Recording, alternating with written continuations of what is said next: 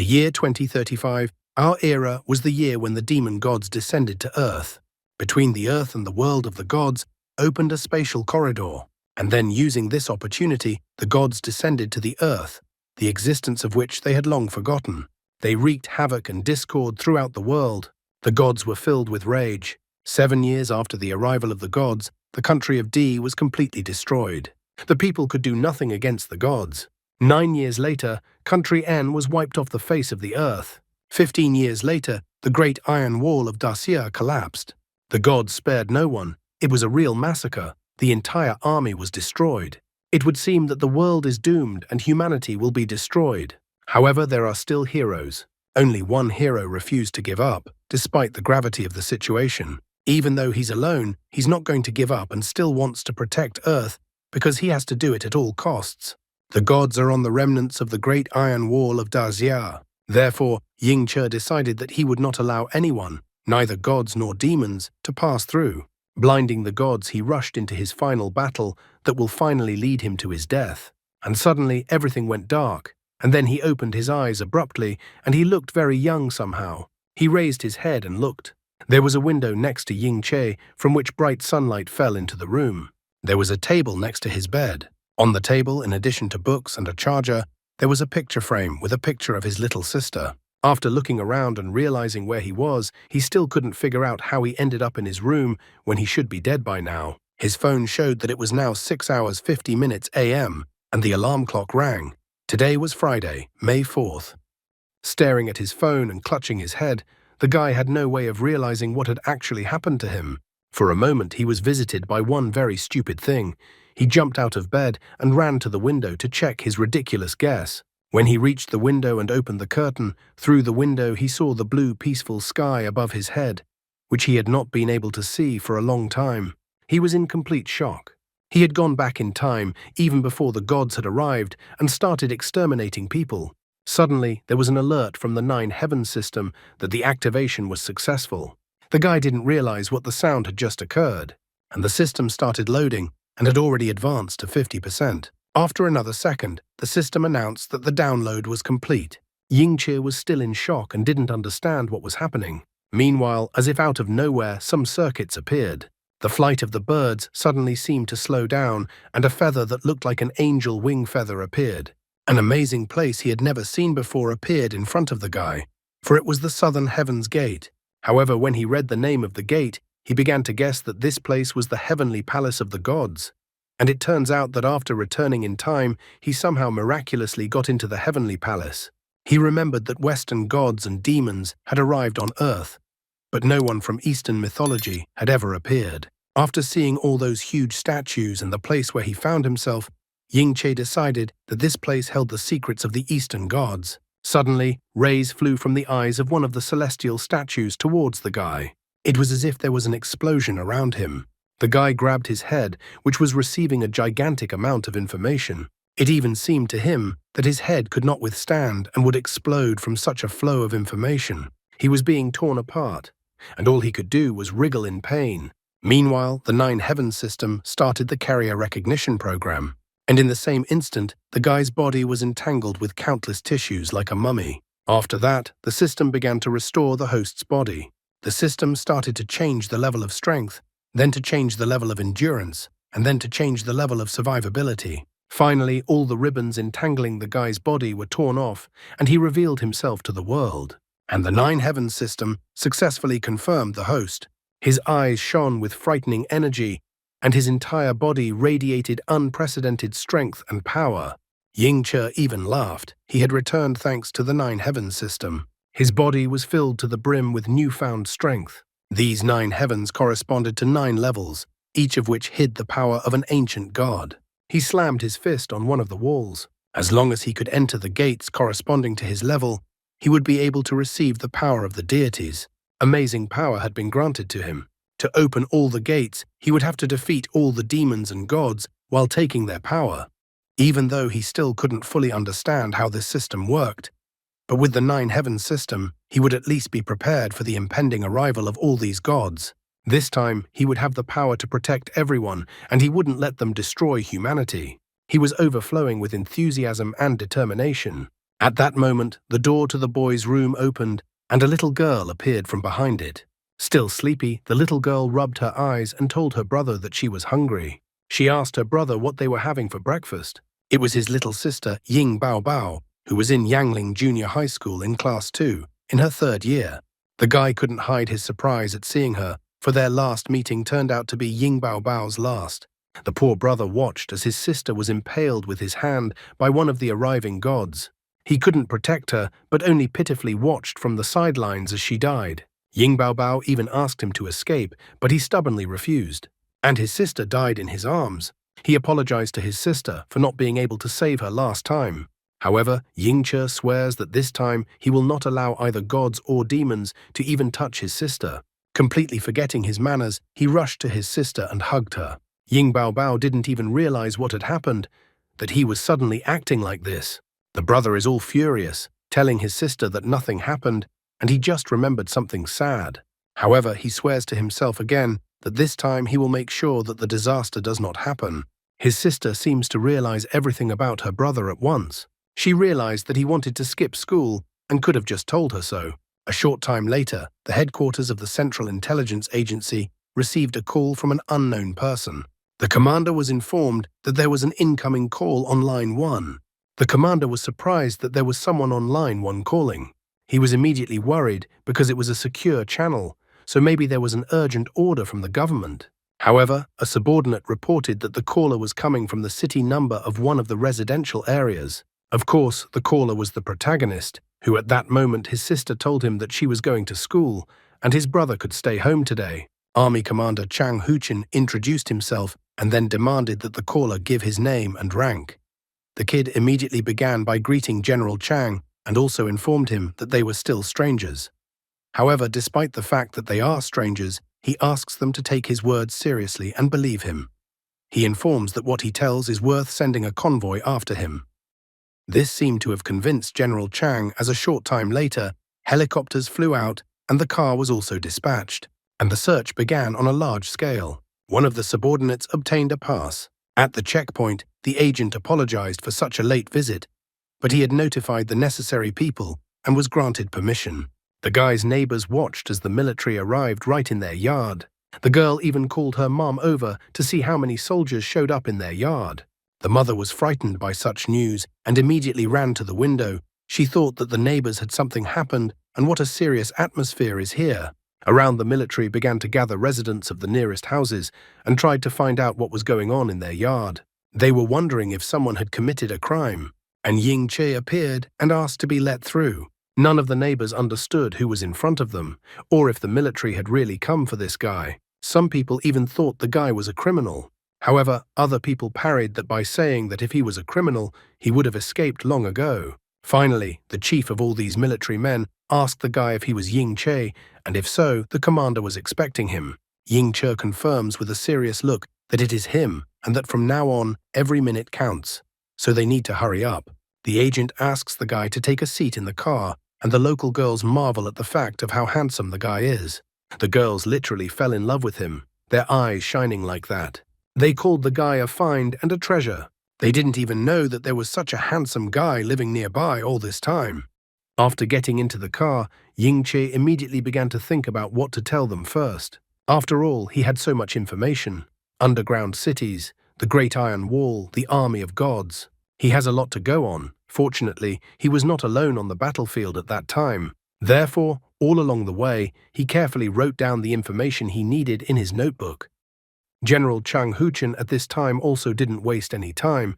He demanded to find all the information about Ying Che. Afterward, he briefly listened to the report.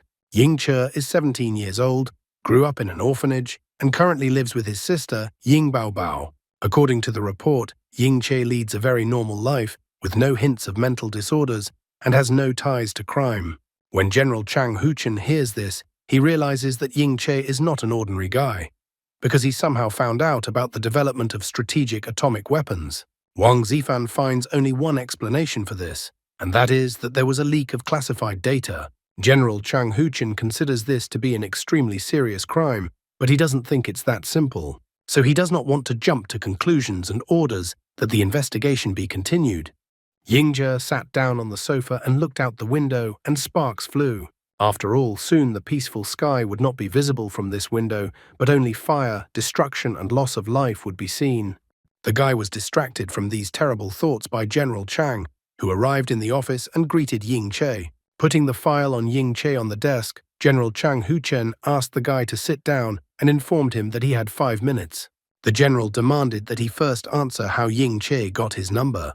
Yingzhe parried that not only does he know General Chang's number, he also knows many military secrets that are not available to ordinary citizens. Yingzhe warns the general that he knows that in the future, a terrible crisis will befall the country and the world. No amount of military force can prevent this crisis. General Chang Huchen is skeptical, but Yingzhe understands that this is hard to believe, and he wouldn't believe it himself. Yingzhe comes straight to the point and says that the country's enemies will not be humans, but gods and demons from another reality. They will break through the boundary of reality, get to Earth, and destroy mankind. General Chang Huchen is still as skeptical as anyone else in his position. He immediately stops the guy, and if Yingzhe came to the general to tell tales, then let him leave his office immediately and not waste his time. However, Yingzhe has no choice, and he has to get support from the military. Therefore, he informs him that after the invasion of the gods, there will be a horrible massacre that will result in over 5 billion people being killed. Only after all the defeats, all the peoples of the world will unite for victory, but it will be too late. General Chang Huchen still doesn't understand why he should believe some guy. To make a convincing argument and to be believed, he informs him that in a few days there will be a big fire in the eastern part of the city, better known as the Jiangzhou 5/8 incident. If countermeasures are taken, about 200 lives can be saved. In addition, Yingzhe took out a notebook from his backpack and handed it to the general, then asked him to send people to the specified place and that they would find evidence of the existence of gods there. In the evening, Yingzhe arrived home as if nothing had happened, and he wasn't even detained. Is it because he is 17 years old and underage? His sister was already waiting for her brother at home. While eating chips, she wondered to Yingzhe where he was going and why he was gone for so long. She was displeased that she almost starved to death. Yingzhe apologizes to his sister. He just had a lot of things to do today, but he had time to stop by the market. He asked his sister to wait a little while he cooked dinner, and he himself was covered in cold sweat. He still couldn't believe everything that had happened to him, so he almost forgot that his sister was waiting for him at home. While preparing dinner, Yingzhe was thinking about the fact that the first divine apparition was about 2 months away. If he wanted to protect his sister, he needed to prepare properly. His soup turned out to be quite rich, by the way, and looked appetizing. The system hadn't shown up once since it was activated last time. To open the heaven's gate, the guy would need the power of the demon gods. Killing them in his current position was simply impossible. And without the sword of the god of war, Yingzhe is just an ordinary person with knowledge of martial arts. Hence, it seemed like it was time to head over there.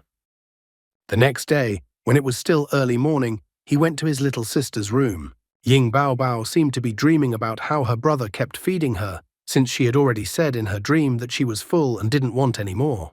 The silly brother left a note for his little sister, saying that he had to leave on business, that he had arranged with Aunt Zhang, who lives next door, for the aunt to let Ying Baobao come to see her. Yingzhe asks that his sister not to worry about him, and that he will return home soon. After a while, Yingzhe arrives at the excavation site, which has a sign saying that no outsiders are allowed to enter. However, despite the warnings and fence tapes, Yingzhe enters the secret site. The guard who watches over the place, passing by with a flashlight, it seemed that someone was here, but Yingzhe has already disappeared from his gaze. Using the flashlight on his phone, Yingzhe began to inspect the excavation site. Surprisingly, he got lucky very quickly, as he found what he was looking for, the remains of a demonic god. In his past life, he had accidentally stumbled upon this place, already during the disaster that befell the earth. It was in this pile of bones that he had gained recognition of the sword of the god of war, which allowed him to fight back. Suddenly, the system gave an alert that the presence of demonic energy was detected. Turning around, the guy saw something that shocked him. The system informed him that according to legend, the monster that appeared before him was a beautiful girl who had merged with a poisonous spider during her lifetime, turning into a terrifying banshee spider. An F-level banshee is a crossbreed spider. Ying Qi was extremely unhappy with this information. He didn't understand where the spider had come from. After all, the gods hadn't arrived in this world yet. There was no time to think about it, as the spider creeper attacked and was about to finish the guy off. However, during this attack, Ying Qi managed to grab one of the spider's limbs. Ying Qi seized the moment to counterattack and yanked the limb with force, thus ripping it off. While the spider was screaming in pain, Ying Qi didn't wait for it to regain consciousness and used this torn limb to attack the spider. The skin of this thing is so tough that even the bones of a god can't pierce through it. So he decided to strike at the spider's eye. Ying Qi wanted to find the war god's sword as soon as possible. After hitting the eye, the spider lady let out a deafening howl. Ying Qi asked her not to scream as there were guards present at the secret facility. And he was right, because the people heard someone's voice and realized that an intruder had entered the secret facility. One of them immediately called the headquarters. He reported that an intruder had entered the archaeological site, and then he requested reinforcements from headquarters. Ying Qi, on the other hand, was not having any luck at all at this time. He could be enveloped in a web at any second, and he only managed to dodge it by some miracle. In his previous life, there was no spider in this place. However, the spider was increasingly driving him into a corner, and in this cramped place, there was not enough room for maneuvering. So in another attack of the spider, he blocked with the limb that was still in his hand. As soon as one of the webs sent in his direction met the demonic bone in his hand, Ying Qi learned even sadder news. It turns out that webs even corrode demonic bones. While he was scrutinizing the demonic bone in his hand, the spider woman had already rushed towards him once again. It easily threw Ying Qi into the air and he flew quite high. The landing was quite hard. He fell after hitting a pile of bones. Ying Qi complained that the banshee in front of him was only an F-level banshee before. All he would have needed was one, and he would have been done with her. And now that he had gone back in time, it was as if he had fallen from princes straight into the mud. What a shame for him. But then a sword came into view, which was sticking out of one of the skulls and shining as if to call for him to take it. The system reported that it was a sword without a master. In front of him lay a weapon that had once belonged to the god of war. With the death of the god of war, the weapon lost its master and was sealed away. Despite this, the sword continues to exude demonic energy, infecting everything in the neighborhood, exposing living organisms to the divine foulness. The monster attacks the guy again to finally finish him off. However, the monster fails to do so. Ying Qi manages to dodge, and the impact from the monster only causes a cloud of dust. Jumping out of the dust cloud with his sword, Ying Qi is already excited because now it's his turn to attack the stinky spider. Touching the blade with his hand, Ying Qi commands the sword to recognize him as its master. Suddenly the blade glowed, its energy overflowing and enveloping it. This seemed strange to Ying Qi because he didn't remember the last time the blade had such a violent reaction to its new owner. Suddenly he was in some strange place, and the blade suddenly vaporized right out of his hand. But then from behind him, he heard a voice that said that he had been waiting for Ying Qi for so long. Ying Qi turned around to see who had called him. A stranger of enormous size holding a sword informed him that he was the remnant of the war god's power, his last will. This was all strange to Ying Qi. What does the last will of the god of war mean? There was no such thing last time. The man reported that he didn't have much strength left. If Ying Qi had delayed a little longer and appeared later, the god of war would have finally dissipated. It turned out that in Ying Qi's past life, the moment he found the war god blade was already too late. The spider had undergone sword corruption and turned into a monster. It was no surprise to him then that he didn't encounter the spider here last time. The man showed what the god of war was able to accomplish after a lifetime of training. The god of war had not only studied martial skills or enlightenment, but also a much deeper understanding of the path of martial arts. And the last will of the god of war channeled all this knowledge into a guy. The god of war asks Ying Qi to study hard to master the sword of the god of war. Then Ying Qi will not only be invincible on the battlefield, but will also be able to advance further in learning this art. After returning to reality and stepping on the ground, he realized everything. After returning to this world, Ying Qi did not just obtain a sword, but also inherited the path of the god of war's martial arts. This is even much more interesting for him than last time. As the war god's last will disappeared, Ying Qi asked the war god not to worry, for he was not going to shame the war god. The spider beast attacks Ying Qi again, but this time he is already prepared in the monster's attack. He uses 8 sword techniques and chops up the spider beast, landing epically. The system reported that the Banshee spider was defeated, and as a reward, Ying-che receives 1 characteristic point. For killing the demonic entity, Ying-che would receive a corresponding characteristic point, which he could then spend on enhancing his own body's performance until he reached the level of a martial arts god. The system also asked Ying-che to choose the characteristic he wanted to improve. Looking at the system window, Ying-che notices that the system still has more perks. It turns out that for 1 kill, he gets 1 characteristic point. After thinking for a while about what to choose, Ying-che decided to increase agility. The system reported that the dexterity characteristic had been increased. The system also congratulated Ying-che on his first kill and absorbing the demonic power. At this moment, Ying-che was at the first level of the 9 heaven system, Zhongtian, and his progress was 10%. The system said that when the progress reached 100%, Ying-che would be able to enter the Zhongtian level, gaining the power of the Eastern gods. Cultivating at the Zhongtian level would increase Ying-che's strength level and speed up the transformation into a god. From all of this, Ying-che realized the most important thing: it would be possible to speed up the training. The system still did not calm down and reported that the remnants of the scattered war god's power were found in the air. The blood and bones of the spider god, as well as the demon god, would be used as a repository to reunite its powers and then transform. The transformation was successful, and the system congratulated the host and reported that he had obtained an egg.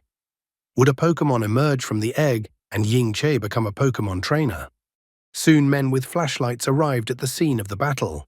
They immediately noticed that something was missing. One of the men immediately radioed headquarters. He made a report to headquarters that the intruder had escaped by stealing the remains in an unexplored area.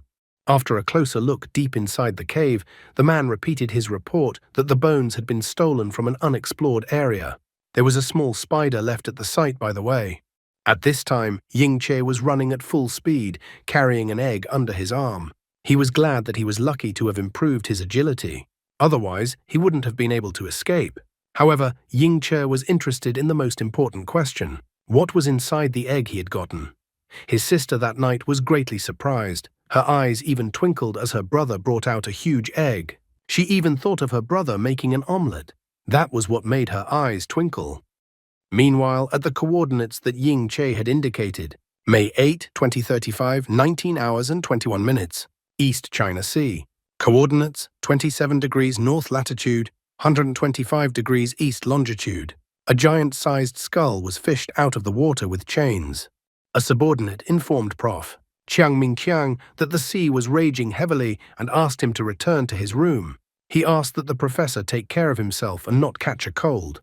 After all, the most important thing was the professor's health. However, the professor didn't even listen to him. He was incredibly shocked. Could it be that everything he had been told before was true?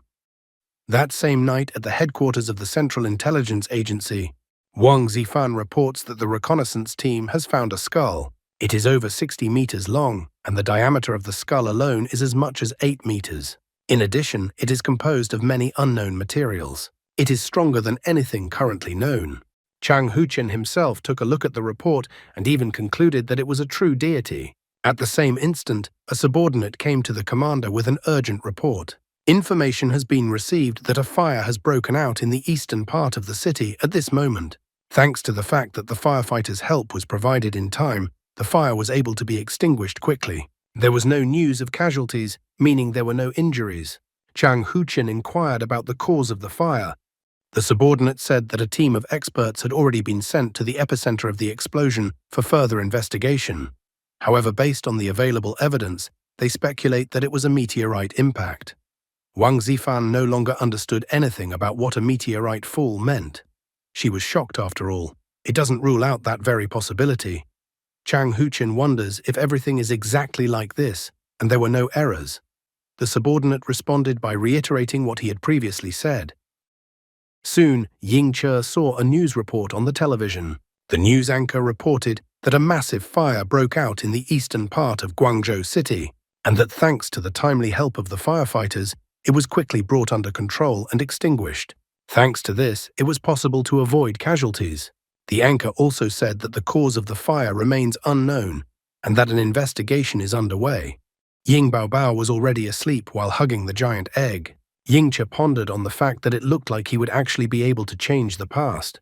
After all, unlike his past life, there were no casualties at all in this incident. This fire didn't end up taking any lives. The fire did not become a horrible tragedy, but instead it became a mere cause for conversation. Financially, however, someone has suffered. The news anchor reported what's next on the news. 2 days ago, a Tang Dynasty archaeological site was robbed. The intruder who sneaked in during the night took away some unexplored bone remains. Who could it be? Sister was sleeping peacefully at this time and remembered the egg, thinking it was an ostrich egg. It was only now that the guy finally noticed that his sister had long since fallen asleep. After that, his phone got a call from an unknown number. The guy immediately realized that it was Commander Chang Huchen, and when he answered the call, he immediately said hello to him. Chang Huchen called the guy to show him what they had fished out of the depths, a giant skull. The unknown skull has continued to be studied by many scientists. Sitting at the table with a cup of hot coffee, Chang Huchen asked if this skull was the skull of the god that Ying Che was talking about. The guy confirms the commander's words. He reports that it is the skull of a 6-winged S-rank angel, and that the proof that all his words are true. Wang Zifan saw the guy for the first time. She was surprised that this is the man who predicted the fire in the eastern part of the city and gave the coordinates where the skull of the unknown creature was fished out. He is so young, so she couldn't think that he could possess such data. Yingche wonders what Chang Huchen will now say to all his words. After all, they managed to save more than 200 lives in this fire thanks to Yingche's information, and in the future, their cooperation could save more than 5 billion people. In his own thoughts, he noted that no matter who he was, but after such evidence, no one would be able to doubt his words. Chang Huchen is no fool, so after another careful glance at the report, he orders the entire army to pass on the order. Chang Huchen orders the entire central military district to immediately start preparing for war. He is personally going to report this to headquarters. Wang Zifan is overly surprised by this turn of events. She notes that even with everything the guy told them, the god's invasion is too strange a reason. She notes that they can't do that. However, a man suddenly approached, stopping the girl's further words. He asks the girl to do what the commander tells her to do, and the man will take care of the rest. After all, it was about the safety of the people, so one could not be too careful in this matter. This man was Grand Marshal Daxia, Jiang Zhengguo. The man immediately approached the guy and inquired if the guy was Ying Qi. He asked Ying Qi for information. The guy was surprised to see the Grand Marshal. Chang Huchen asked what the Grand Marshal was doing here. However, Jiang Zhengguo wondered why Chang Huchen said that the skull in front of them belonged to a god. Ying Qi confirms his earlier words. He also notes that it is their enemy. Ying Chen notes that because of such gods, millions of people will die, and the rivers and mountains of Daxia will be colored red. They will subjugate the people of all countries of the world, break their wills and take their souls. From what people will become the walking dead, only able to sing to the gods. After 15 years, the entire humanity will be completely destroyed. Shang Zhengu wondered that since they had found their skeletons, did it mean that these creatures could be killed? And moreover, since they found the remains, it means that these creatures have already been killed on Earth. Ying Che agrees with this assumption. He points out that, for example, this S-rank 6-winged angel was destroyed by Hou Yi 5,000 years ago and fell into the Eastern Sea. Chang Huchen, hearing a familiar name, asked the guy, "Is he talking about Hou Yi, the hero of a famous myth?" He wondered if it was not a myth at all. Ying Che confirms the commander's words. After all, most of the myths are just because of the invasion of gods in the past. However, Ying Qi notes that there was one particular myth out of all these myths. This myth told that in ancient times, the heavenly gods invaded this world, but were driven out by the eastern gods. The heavenly gods used the faith of the enslaved races as a source of their power. However, the eastern gods were different. After all, they achieved their power through grueling training that perfected their bodies. They themselves had reached the pinnacle and performed great deeds. It was only because of this difference that the eastern gods were able to become true gods. This story caused Chang Huchen to ask a question. After all, since the eastern gods had come to the aid of humans last time, should we rely on them now, and would they be able to come to the defense of humanity this time? Ying Che did not hesitate to answer. He immediately informed that during the time of the Great Ancient War, Most of the Eastern gods had died in battle, and the ones that remained had eventually turned into mere myths and legends that no one saw anymore. His past life, they too had hoped for the return and help of the Eastern gods. However, unfortunately, none of the Eastern gods ever came, so in the end, the entire Earth was destroyed. No one managed to hide or escape.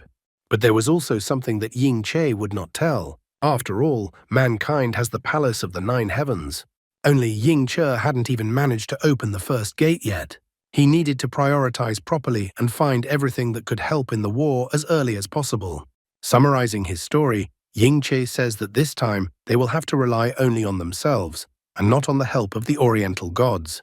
Chang Huchen accepts the challenge of fate. He didn't even think that he would have the opportunity to fight the real gods. Ying Che, meanwhile, took out a map from his backpack. After that, he opened the map and spread it out on the table. After pointing out a spot on the map, Ying Che said that in less than 2 months, Poseidon the sea god would arrive in their world. After that, Poseidon would begin commanding the sea monsters, directing them to fight on the west coast of the America and the eastern Daxia Sea. This war will unfold over the entire Pacific Ocean. Xiong Jingge wonders to the guy, what would be the best thing to do in this situation? Ying Che is not the least bit embarrassed by these questions, because he didn't just come to shout about how everything and everyone is gone and cause decadence. Ying Che informs him that in order to protect the people of Daxia, they should use the time they have to create a line of defense, which will be called the Steel Great Wall. After a while, Ying Che and the others went to the sea. The only thing he could think about was why he chose such a stupid name for such an important conversation. Chang Huchen put his hand on the guy's shoulder and informed him that he had taken care of the school's suspension. Ying Che thanked the commander. Chang Huchen slightly wondered why the guy was so sad. After all, the construction of the Steel Great Wall had already started. In his heart, the guy was only thinking about not letting anyone call this wall that. He even thought that he had only said such a thing because he had recently been reborn, and that was the only reason why such nonsense was coming out of his mouth. Ying Baobao still walked around with a huge egg. She even managed to build a sandcastle. The sister wanted to show her brother her sandcastle. Chang Huchen pointed out that Ying Che has a cute sister. Chang Huchen reminds that it is the brother's responsibility to protect his sister, so the commander wonders what the guy's next move is. Ying Che agrees with this.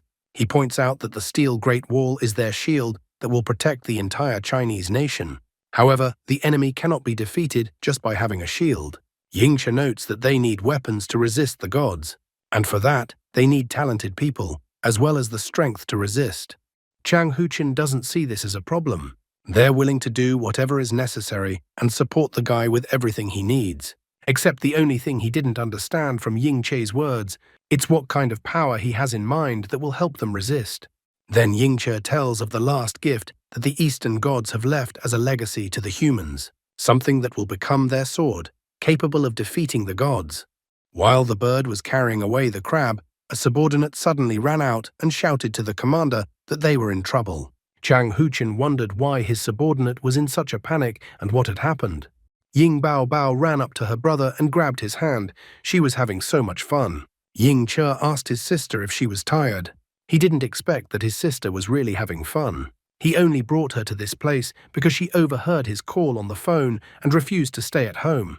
The joyful brother patted his sister on the head and informed his joyful sister that they would be home soon. However, upon hearing the subordinate's report, Chang Huchen was greatly surprised. The commander informed Ying Che that bad news had happened, and Ying Che would not be able to leave this place. As it turned out, a meteorite had struck one of the cities. The team that went to the site to inspect the meteorite impact wore protective suits. When they arrived at the site, they didn't understand why there was no meteorite itself at the site of the meteorite fall. Suddenly, they noticed something, and after their shouting, communication was cut off. The liaison tried to re-establish communication, but all was to no avail. The man had absolutely no idea why the connection was suddenly lost. It was too strange. Soon, Ying Che, bringing the giant egg with him, arrived at the meteorite crash site. The terrain was astonishing in its horror. The police had already managed to fence off the site of the meteorite impact, so outsiders were not allowed in. A man immediately drew his weapon when Ying Che approached the fencing police tape. Ying Che immediately pulled out his pass and informed the man that he was a special agent of Ying Che. He had been sent to investigate the cause of the fire. As soon as the man looked at the document and heard what Ying Che had informed him, he immediately holstered his weapon. After that, the man lifted the yellow police tape, giving Ying Che the opportunity to pass underneath it. And Ying Che inquired if there was any news from the expert group. The man reported that there was no news. He also said that on the night of the accident, the expert team had entered the epicenter area of the explosion and disappeared, and that there is still no news from them. The police and military have since closed off access to the area so that no outsiders would accidentally enter. Ying Che inquired whether it was the meteorite. However, the man pointed out that it was all about the meteor crater. In addition, the expert group had mentioned a monster in their last report. Ying Che even had to ask about the monster, and the man confirmed that after yelling about the monster, communication with the group was lost. Ying Che decides to take a look at the crater. The man even offers to guide him. However, Ying Che refuses and states that he already knows where the crater is. As the man looked at Ying Che as he left, he thought that he was a strange guy who was carrying an egg around with him. Soon, Ying Che arrived at the meteorite impact site. He began to carefully examine the crater. Ying Che remembered the man's words about the monster. The shape of the crater was similar to the impact from the meteorite fall. However, Ying Che did not like the strange odor. Looking at the piece of supposed meteorite, he reached out and grabbed it. It had particles of something on it. Suddenly, the system reported that it had detected a reaction of divine demonic energy. In his past life, the fire that suddenly started had caused a lot of damage. Back then, everyone was busy dealing with the aftermath of the disaster, and no one had even considered that the real cause of the meteorite fall that had occurred was deeper. The disaster seems to have been covered up by interested parties over time. This is the conclusion the guy came to after inspecting the meteorite fall. Suddenly, a giant egg jumped out of his bag. Ying Che didn't expect this at all. Who would expect an egg to suddenly start jumping? The guy didn't think that the egg could jump, and so after coming to his senses, he ran to catch the fleeing egg. Soon, the egg led the guy to a particular part of town. After that, the giant egg stopped on a bridge. The panting Ying Che was somehow able to keep up with the fleeing egg. He even hurled threats towards the egg as he tried to catch his breath. His sweat-covered and tired face spoke for itself. There was no way Ying Che could expect that at this time. Even eggs ran faster than a human. He reached the egg, grabbed it, and loaded it back into the bag. After that, he wrapped ropes around the egg, claiming that now the egg would definitely not be able to escape. Ying Che even complains that if the system didn't show that the egg was about to hatch, he wouldn't have stolen the egg from his sister. However, as it turned out, the egg led Ying Che to this place specifically for a reason, as Ying Che saw a part of the city engulfed in flames. The people in this place were doing their best to restrain the monster. However, the chains had already burned and could not contain the monster. One of the men even told the man in charge to be informed about this. Immediately after saying that, the monster finally broke the chains. The entire area around it turned out to be engulfed in flames. The people here did not spare their lives. Despite the danger, they stood to the last man. They wanted to prevent the monster from passing through at all costs. This monster was a flame skeleton, rank F+. It playfully sent 3 fire attacks towards the people who blocked its path. The girl managed to dodge the attack at the very last second. The guy with the sword, with great difficulty, was able to shatter the fireball. The girl asked if he was okay. The man didn't try to be a hero and told her that he was having a hard time, and that if things continued like this, they would all be burned alive. The red-haired girl with the sword immediately told all those who were afraid to retreat. The rest of us she asked to help her carry on for another half hour. The whole head of the family would be arriving soon. As she spoke, her defenses weakened and she didn't notice the fireball that was about to burn her. As if out of nowhere, a mysterious guy with a giant egg appears. As if enveloped by lightning, he drew his sword from its sheath. At the same moment, the guy rushed towards the girl on the fly, shattering all the fireballs that were launched at the people who were defending the city from the monster. The red-haired girl even closed her eyes from such scalding and bright flames. Ying Che, in a pathos pose, covered the girl from the scalding flames, turning to face her and putting his back to the fire. The girl had already had time to say goodbye to life, but she was saved. The flame skeleton was quite powerful for her. Ying Che urges the girl and the others behind, as he would deal with the monster himself. Without thinking long, Ying-che rushed towards the monster, even though the red-haired girl told him not to do so, as he might be burned by the monster's flames. The flame skeleton was incredibly fast and managed to release flames from its mouth, which flew towards the guy. At the same second, Ying-che tossed the giant egg upwards and used the 8th strike of the destroyer blade, thus shattering the flames that were directed towards him and the flame skeleton. Ying-che easily landed behind the flame skeleton and caught the previously tossed egg. And like a true tough guy, he didn't look at the explosion behind his back. He even honored the fact that he was a tough guy today, as well as always.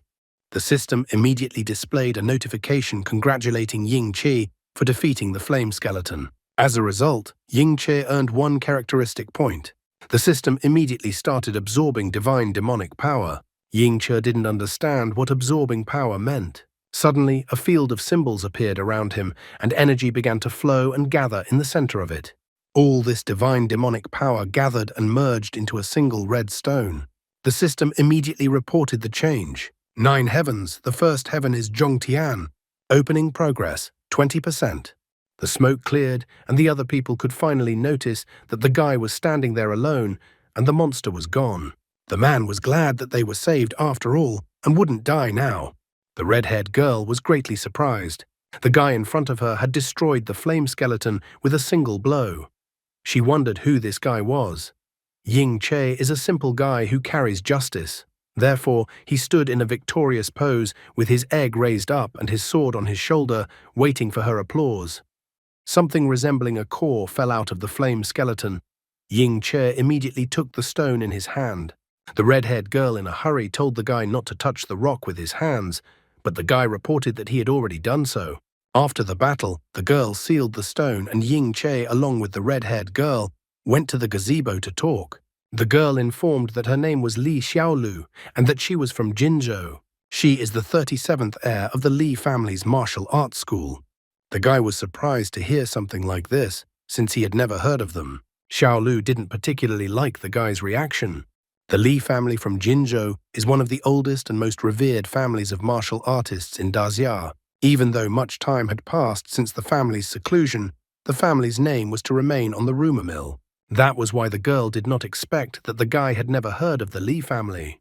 Despite all this, Xiaolu thanks the guy for helping them deal with the monster.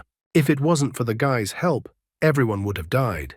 So she tries to find out how they can thank the guy. She promises that she'll fulfill everything except for crimes like violence, robbery, or something like that, and getting married. It's only at this point that she decides to inquire about the guy's name. All glowing after saying that, the guy informs that his name is Ying-che, since Xiaolu had previously told him not to touch that shining stone, which means the girl knows what that thing is. Therefore, Ying-che asks to be told about what this thing is. He even admits that he doesn't want to hide anything, and he is interested in the thing. Xiaolu is not really happy with the guy's choice. Just because he's interested, the girl suddenly has to take and reveal the secret of the magic crystal. That's something she didn't want to do. The guy reads the information and realizes that it's a magic crystal. Xiaolu informs him that the crystal should not be touched, because it contains some kind of mystical energy. If contact is prolonged, it can lead to unpleasant consequences. And did the guy really think she'd just tell him? Although the guy noticed that she had already told him everything. Xiaolu went on to say that no one knows about this thing except them. Moreover, the crystal can cause mutations in living beings. The appearance of the monster that the guy destroyed was caused by this dark energy. Ying-che waited with an interested face for the continuation of this story. Looking at the guy perplexed, the girl began to realize what she had just done. She grabbed her head with her hands and realized with horror that she had just blurted out valuable information to a stranger. Ying-che seemed like a strong guy to her. She wasn't even sure if the guy was their friend or enemy, and she had already blabbed out all the information. She blamed herself for not even bothering to find out who was in front of her to begin with. Ying-che recalls that the secret of the magic crystal used to be considered a state secret, and it was Chen Lao who first discovered the magic crystal. Due to research problems, the case was covered up and the details were never revealed. Suddenly, the descendants of an obscure family turn out to know the secret.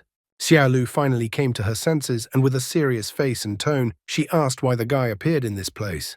The guy was surprised by this question because it was Xiaolu who brought him to this place, saying that it was uncomfortable to talk there.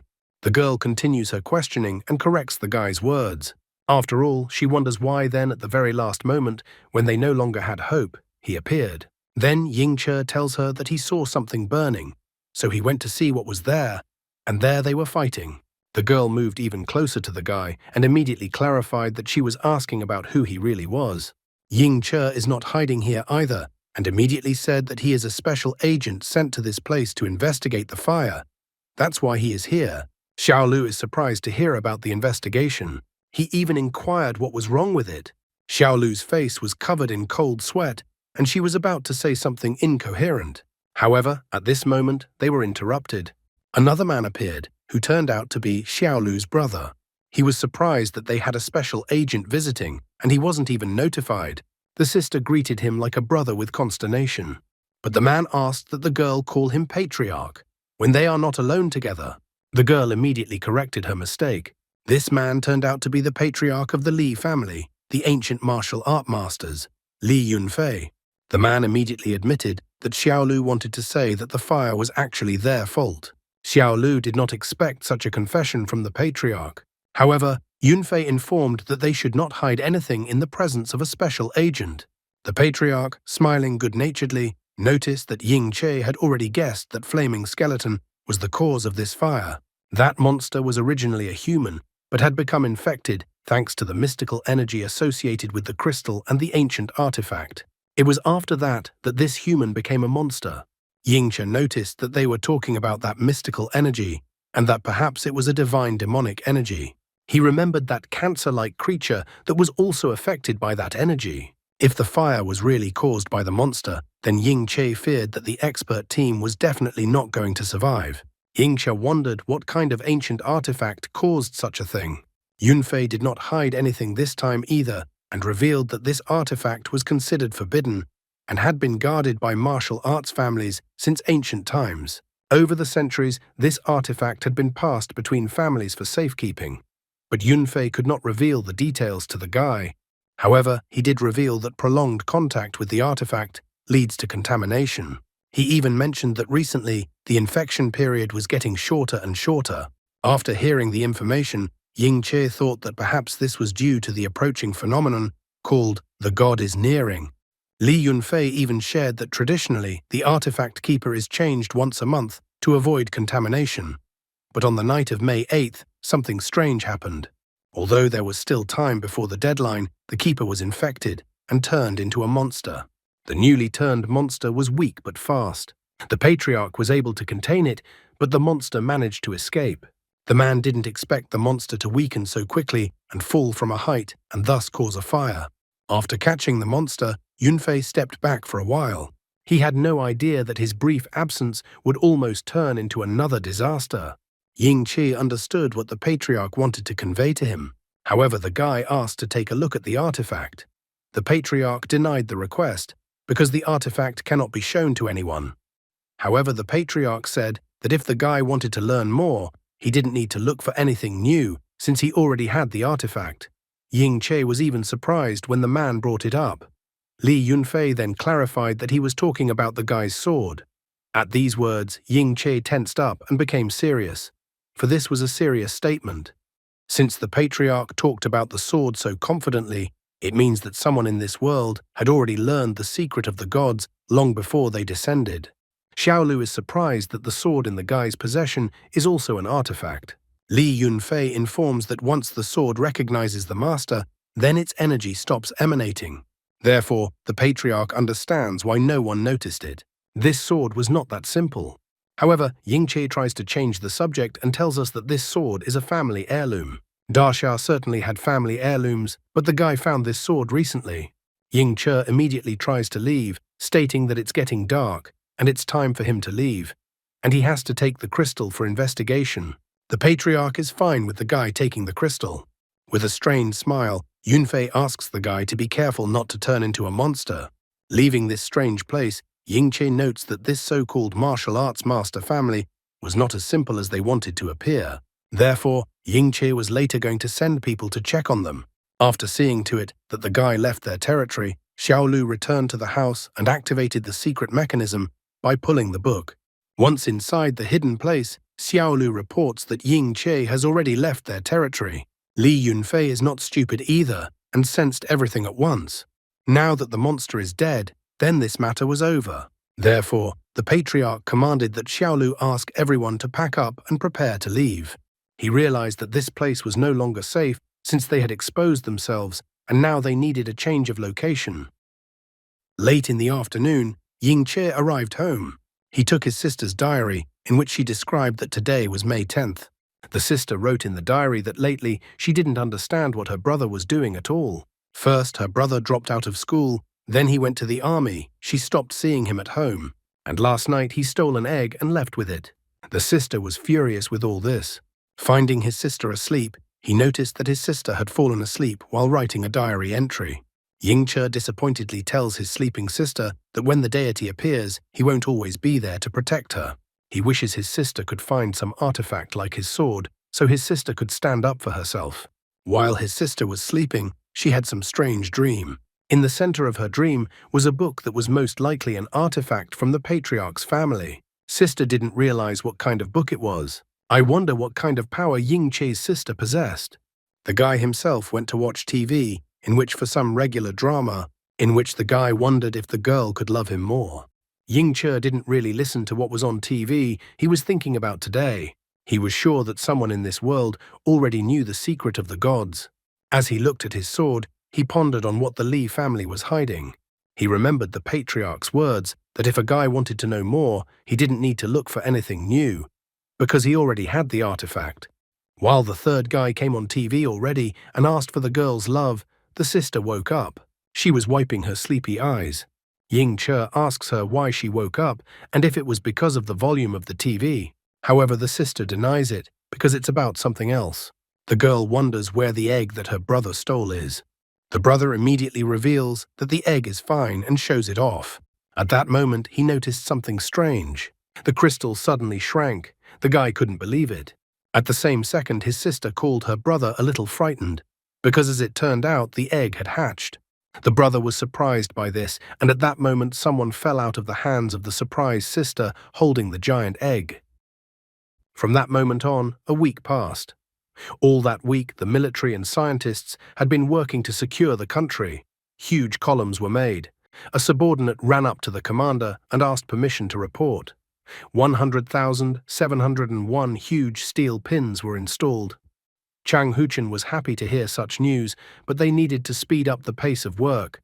The subordinate understood the given order. The creature that hatched from the egg was very picky about food and wouldn't eat anything but magic crystals. It was finally reported that the Steel Great Wall Coastal Defense Project had made significant progress. The subordinate reports that according to the conceptual design proposed by Comrade Ying Che, construction has now begun on 720 key areas on the coastal line, and given the current pace, they expected the final phase of construction to be completed in at least 50 days. Ying Che ran his hand across his forehead from the fact that he was like an idiot calling the project by such a horrible name as Steel Great Wall. 20,000 kilometers long, 300 meters high at sea level, and 500 meters wide at the base, the steel barrier will abut the coast and cover all the sea frontiers. Chang Huchen is as surprised as anyone else. After all, this miracle project will take just over 50 days from design to construction. He thought it was something incredible. A subordinate notes that Ying Che's Steel Great Wall blueprint was highly praised even by the director of the Academy of Sciences. They considered the guy to be a true genius. However, Ying Che notes that the blueprint is just a paper version, but the realization of the project depends on the hard work of the builders. Ying Che was not a modest guy, but he actually saw the blueprint in his past life, so it wasn't even his idea. In the most difficult times of Ying Che's past life, the scientists led by Chiang Min-kiang stood up for humanity. Under the threat of riots and disasters, they had completed the steel wall project in 7 sleepless nights. In the end, he was just someone who handed over this project from the future and accidentally changed the name of the wall.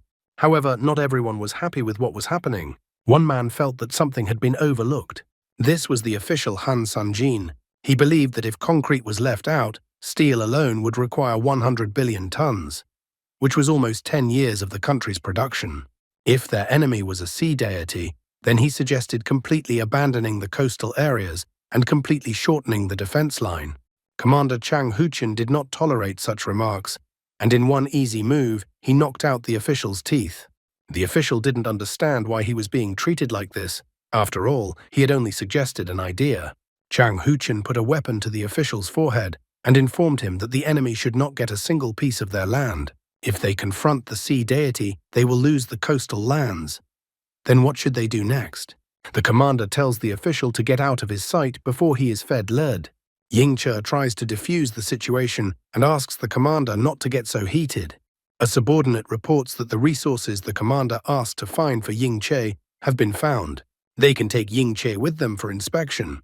The subordinate even gives Yingche a light elbow strike with his elbow, hinting that they need to leave. Yingche also confirms that he wants to check things out. In his thoughts, he only notes that it is not for nothing that the commander spent many years on the battlefields defending Daxia. When the commander was angry, his aura was quite frightening. Hearing all this, Chang Huchen returned the weapon to its holster and reported that the official was lucky this time. However, he did not wish to hear such words from the official again. The official's subordinate tried to help him, however. The official asked him not to touch him. The official looked in the wake of the departing commander, his subordinates, and the young man. The subordinate noted that the commander had done a great job of finding all the right people. The official doesn't understand how Daxia's future could be entrusted to some youngster. He thinks it's delusional. After all, if it is a deity, the official panicked that they don't even stand a chance against the deity. After that, the official became angry. He immediately told his subordinate that he agreed to meet with those who claimed to be able to contact deities and asked for his meeting. Later, they moved into the building again. Wang Zifan caught up with them and told them that the place Yingche had asked them to check out appeared empty when they arrived there. The patriarch seemed to have already escaped. When they searched the place, they only found some kind of emblem. Furthermore, Wang Zifan notices that the family the guy talked about doesn't exist. In Jingzhou, there is only an ordinary martial arts school belonging to the Li family. Yingche picks up what he found and wonders if there is anything else. Chang Huchen immediately notices that this family is trying to hide something, so he orders that the investigation should continue. So leisurely pacing and carrying on a conversation, they found themselves in the room where the projector was located. The people there were looking at an interesting recording of Yingche engaging in a fight. When Yingche and the others entered the room, the remote control girl at the projector immediately noticed that the busiest person had showed up. Chang Huchen tells Yingche that they have invited 5 people, including masters of Confucianism, Taoism, and Buddhism. Next, he suggests that Yingche figure it all out for himself. The guy agrees to this. One of the invited guests immediately notices Yingche and wonders if Yingche would dare to fight him. The man is sure that Yingche is just a puppet who looks convincing in front of the camera, but in reality he is nothing. This was a representative of the Shudao school of Taoism. Yingche realizes that in order to convince the other masters, he must try his best in battle. Therefore, he decides to put his new pet on the floor and suggests to save time that everyone attack it at once. Here was the Mo clan's heir, Mo Xiaoxiao. The heir to the Xingyi clan was Shangguan Guozi. There was also a representative of the Buddhism school, Wen Bei. And last was the representative of the Confucianism school, Mo Mo. All of them smirked because this guy was just an upstart who should be taught a lesson. However, after only 15 minutes, all the invited guests were already lying on the ground. Yingche wondered to the invited guests if they would listen to him now. Shudao immediately pointed out that noble people persuade with words, not with their fist. After all, they live in a civilized society. Yingche asked whether the commander had explained all the details to them. Mo Xiaoxiao confirmed, but she still found it hard to believe. She is overly shocked by the fact that they were gathered to fight deities. Momo notes that the guy is saying some pretty interesting things. After all, if the deities really did appear, what can they do? After all, they are also ordinary mortals who will become cannon fodder in no time. Yingche jokes to the invited guests that they are not even cannon fodder with their current strength. To begin with, it was necessary for them to become stronger in order to become Daxia's backbone. Wen Bei claimed that they were still too weak, so they were asking their mentor to show them the way to the truth. The battle with the deities was near, and Yingche had also made his preparations for this battle. Although the Eastern gods remained in legends, they had passed down a valuable legacy to them. After that, Ying Che removed the cloth covering the hidden underneath, and a shining object appeared in front of the guests.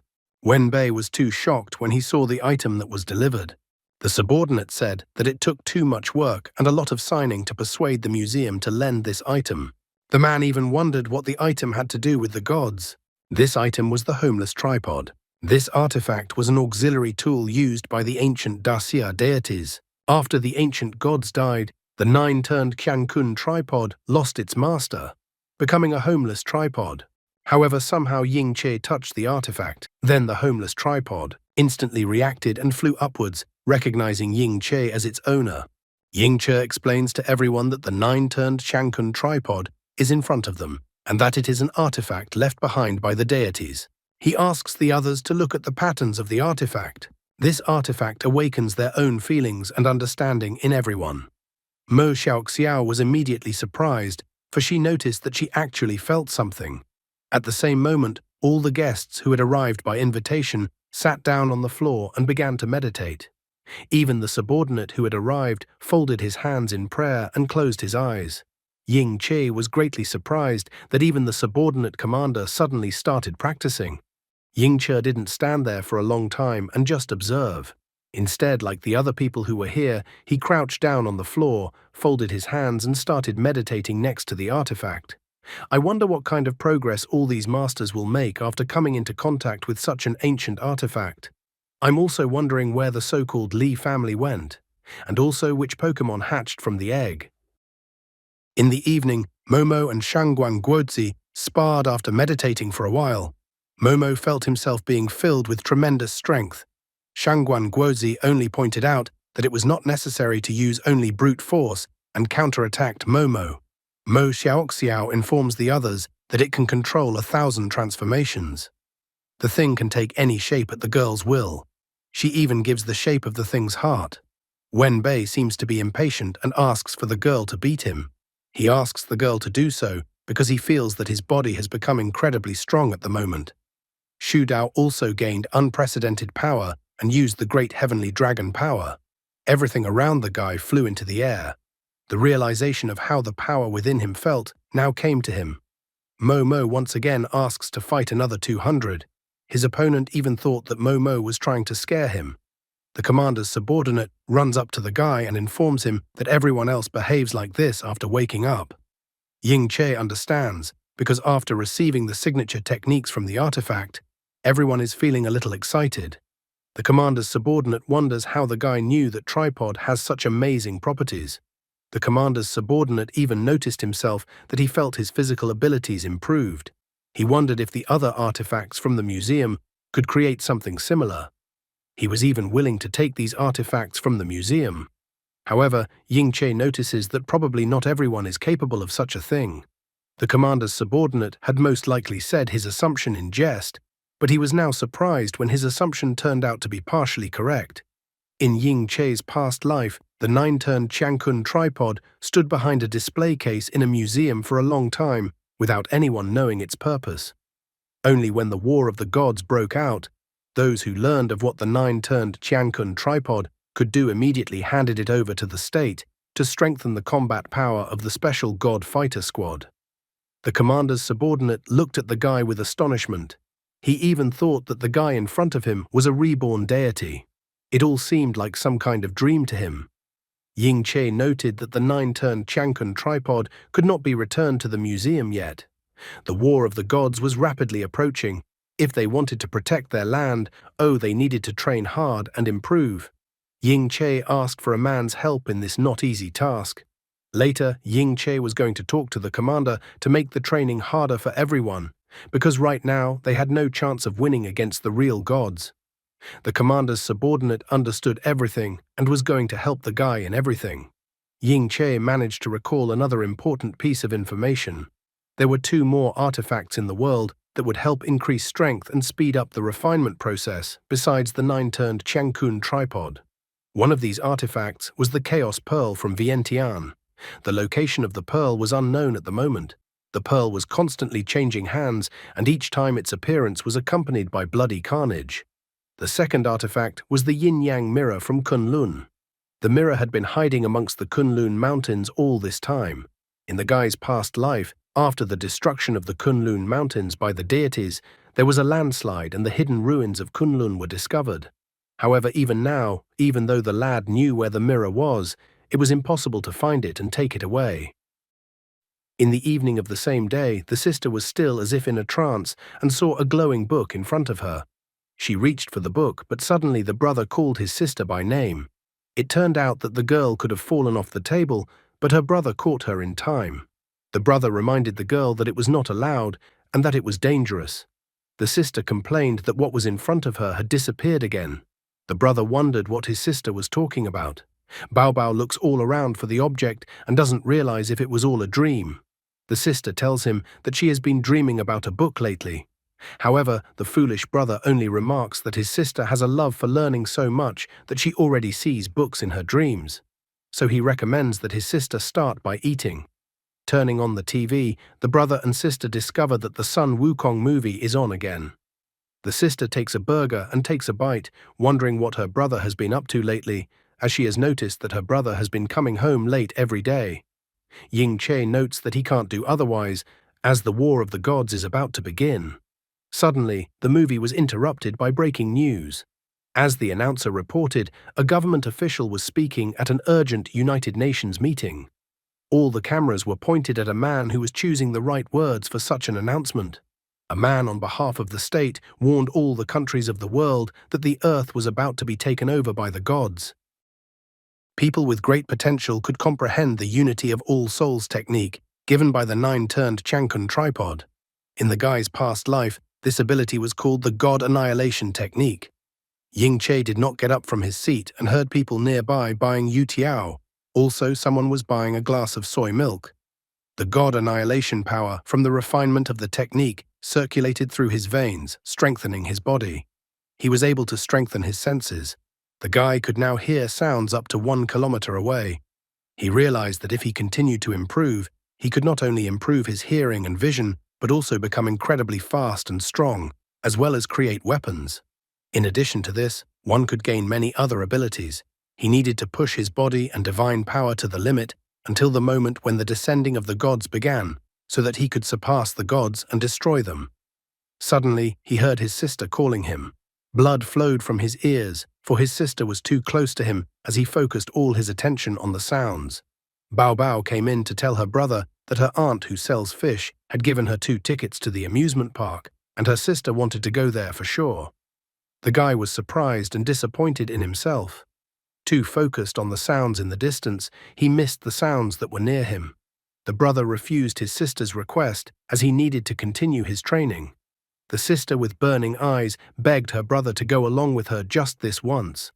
Under the pressure of his sister's shining eyes, the guy gave in after all and agreed to go with her and visit the rides. The sister was overjoyed that she had won and they would go to the rides. Ying Che asked his sister for the tickets to see where the amusement park was. Only now the sister saw that her brother was bleeding from his ears and was worried about her brother. Mo Xiaoxiao put on her normal clothes and was already waiting for her brother and sister outside the amusement park.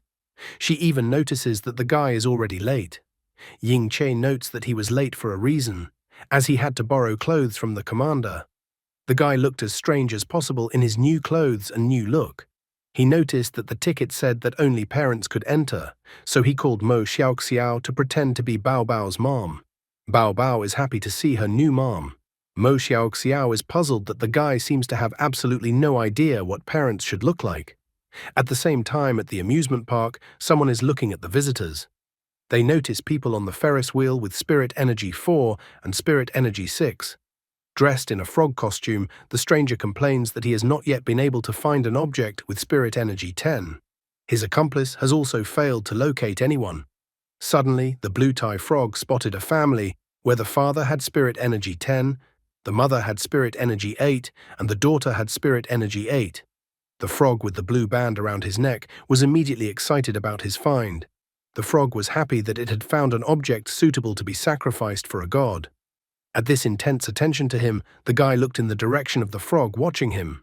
Mo Xiaoxiao noticed the changes in the guy's mood and reaction and became agitated, but the guy reassured her. Later, he asked Mo Xiaoxiao to look after Bao Bao while he was going to go to the restroom. After going to the restroom, the guy took out a pillow that simulated his big belly as he was incredibly hot. As soon as he stepped out of the restroom stall, a frog with a pink bandage around his neck immediately appeared in front of him. After making sure that the guy was really the one they wanted, the frog with the blue neckband attacked the guy with a stun gun. Ying Che immediately fell to the restroom floor, causing the frogs to bewilder him. While Bao Bao was drawing her brother in the sand with a stick, Mo Xiaoxiao received a message on her phone. After reading the message that was sent to her, the girl was incredibly surprised. The guy was reached by the chatter of the others about how their leader was able to make time, despite his busy schedule, to come. The unknown person guaranteed that this was no ordinary performance and that the executive would not regret coming today. The unknown man asked how much more time there was before the performance started.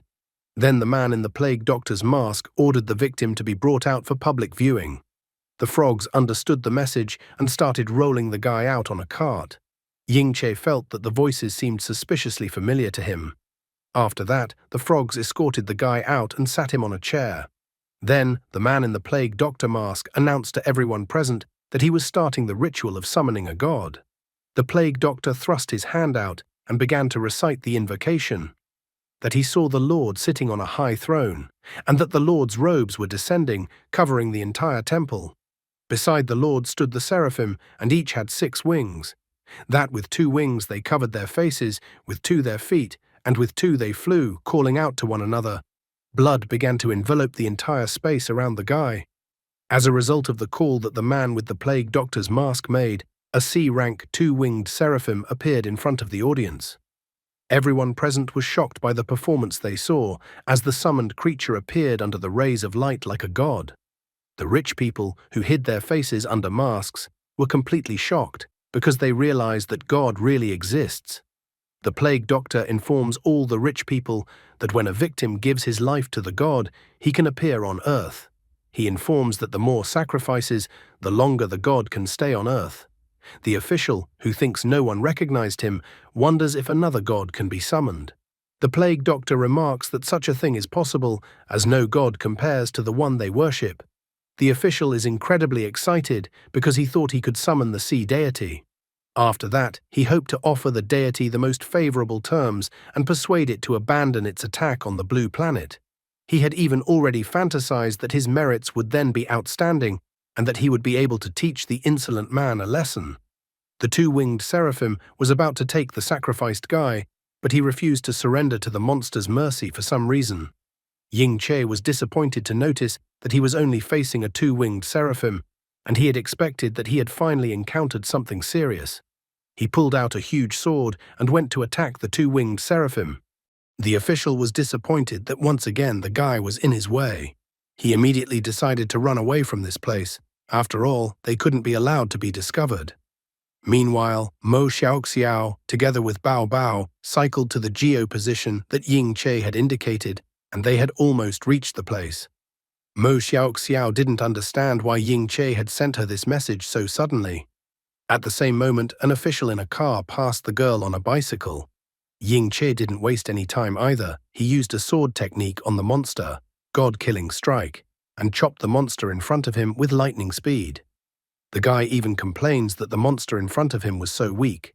He notes for all the hooded heretics that their god is gone, and notes that the man with the plague doctor mask is next in line. However, the man threw off his robes, and in fact there was a monster lurking underneath the clothes all along. He became furious that the guy dared to interfere with him. He declared that he would massacre the guy right away. The other accomplices also took off their clothes, and they were all monsters. The monster who thought he was great used the angel spear ability to destroy the guy. However, Ying Che easily broke the spear launched at him and destroyed the monsters approaching him with lightning speed. Just at this time, Mo Xiaoxiao and Bao Bao arrived at the designated place on a bicycle. Suddenly, they noticed that Ying Che was carrying out the bodies of the monsters he had destroyed. The guy even inquired why they had come to this place. He then asked Mo Xiaoxiao to help him because the military should be arriving soon. Soon, the entire place was fenced off and the military wouldn't let anyone through. The people who were crowding around were wondering what had happened in such a place. They wondered if someone was using the abandoned theater as a secret place for gambling. However, they soon saw a cage that contained a monster that seemed to still be alive. Soon they arrived at the base, where the commander was already waiting for them. He asked if he heard correctly that the monsters he was seeing were originally human. Ying Che remarks that this is the case. Humans were originally exposed to divine or demonic energy. The guy reckoned that somewhere there is a secret organization that performs rituals to summon the gods. Chang Huchen tiredly remarks that it looks like the guy will have to work harder and harder. He even asked for the guy to get some equipment. The guy wondered what else the commander was up to, and the guy was brought the records of the God-Killer Army. On May 19th, the formation of the first unit of the Killer Gods Army began. Everyone was even given special badges. May 23rd was declared as the official day of the creation of the Killer Gods Army. All recruits were required to take a military oath. They swore to obey orders, remain loyal to their duties, and strictly abide by discipline. They swore to destroy the invading gods to protect the future of Daxia. On May 24th, Wang Zifan informed Ying Che that they had managed to find a clue about what he was looking for. Soon, the guide traveled to the right place. The old man complained that the place used to be a great tourist spot, but after the landslide that happened a few years ago, anyone who swims up to the center of the lake faces trouble. After punching a guy's ticket, he notices that even while standing in this place, he can always hear singing coming from the other side of the lake. The old man remarks that the locals say that the lake is cursed. The guy is perplexed and asks what cursed means.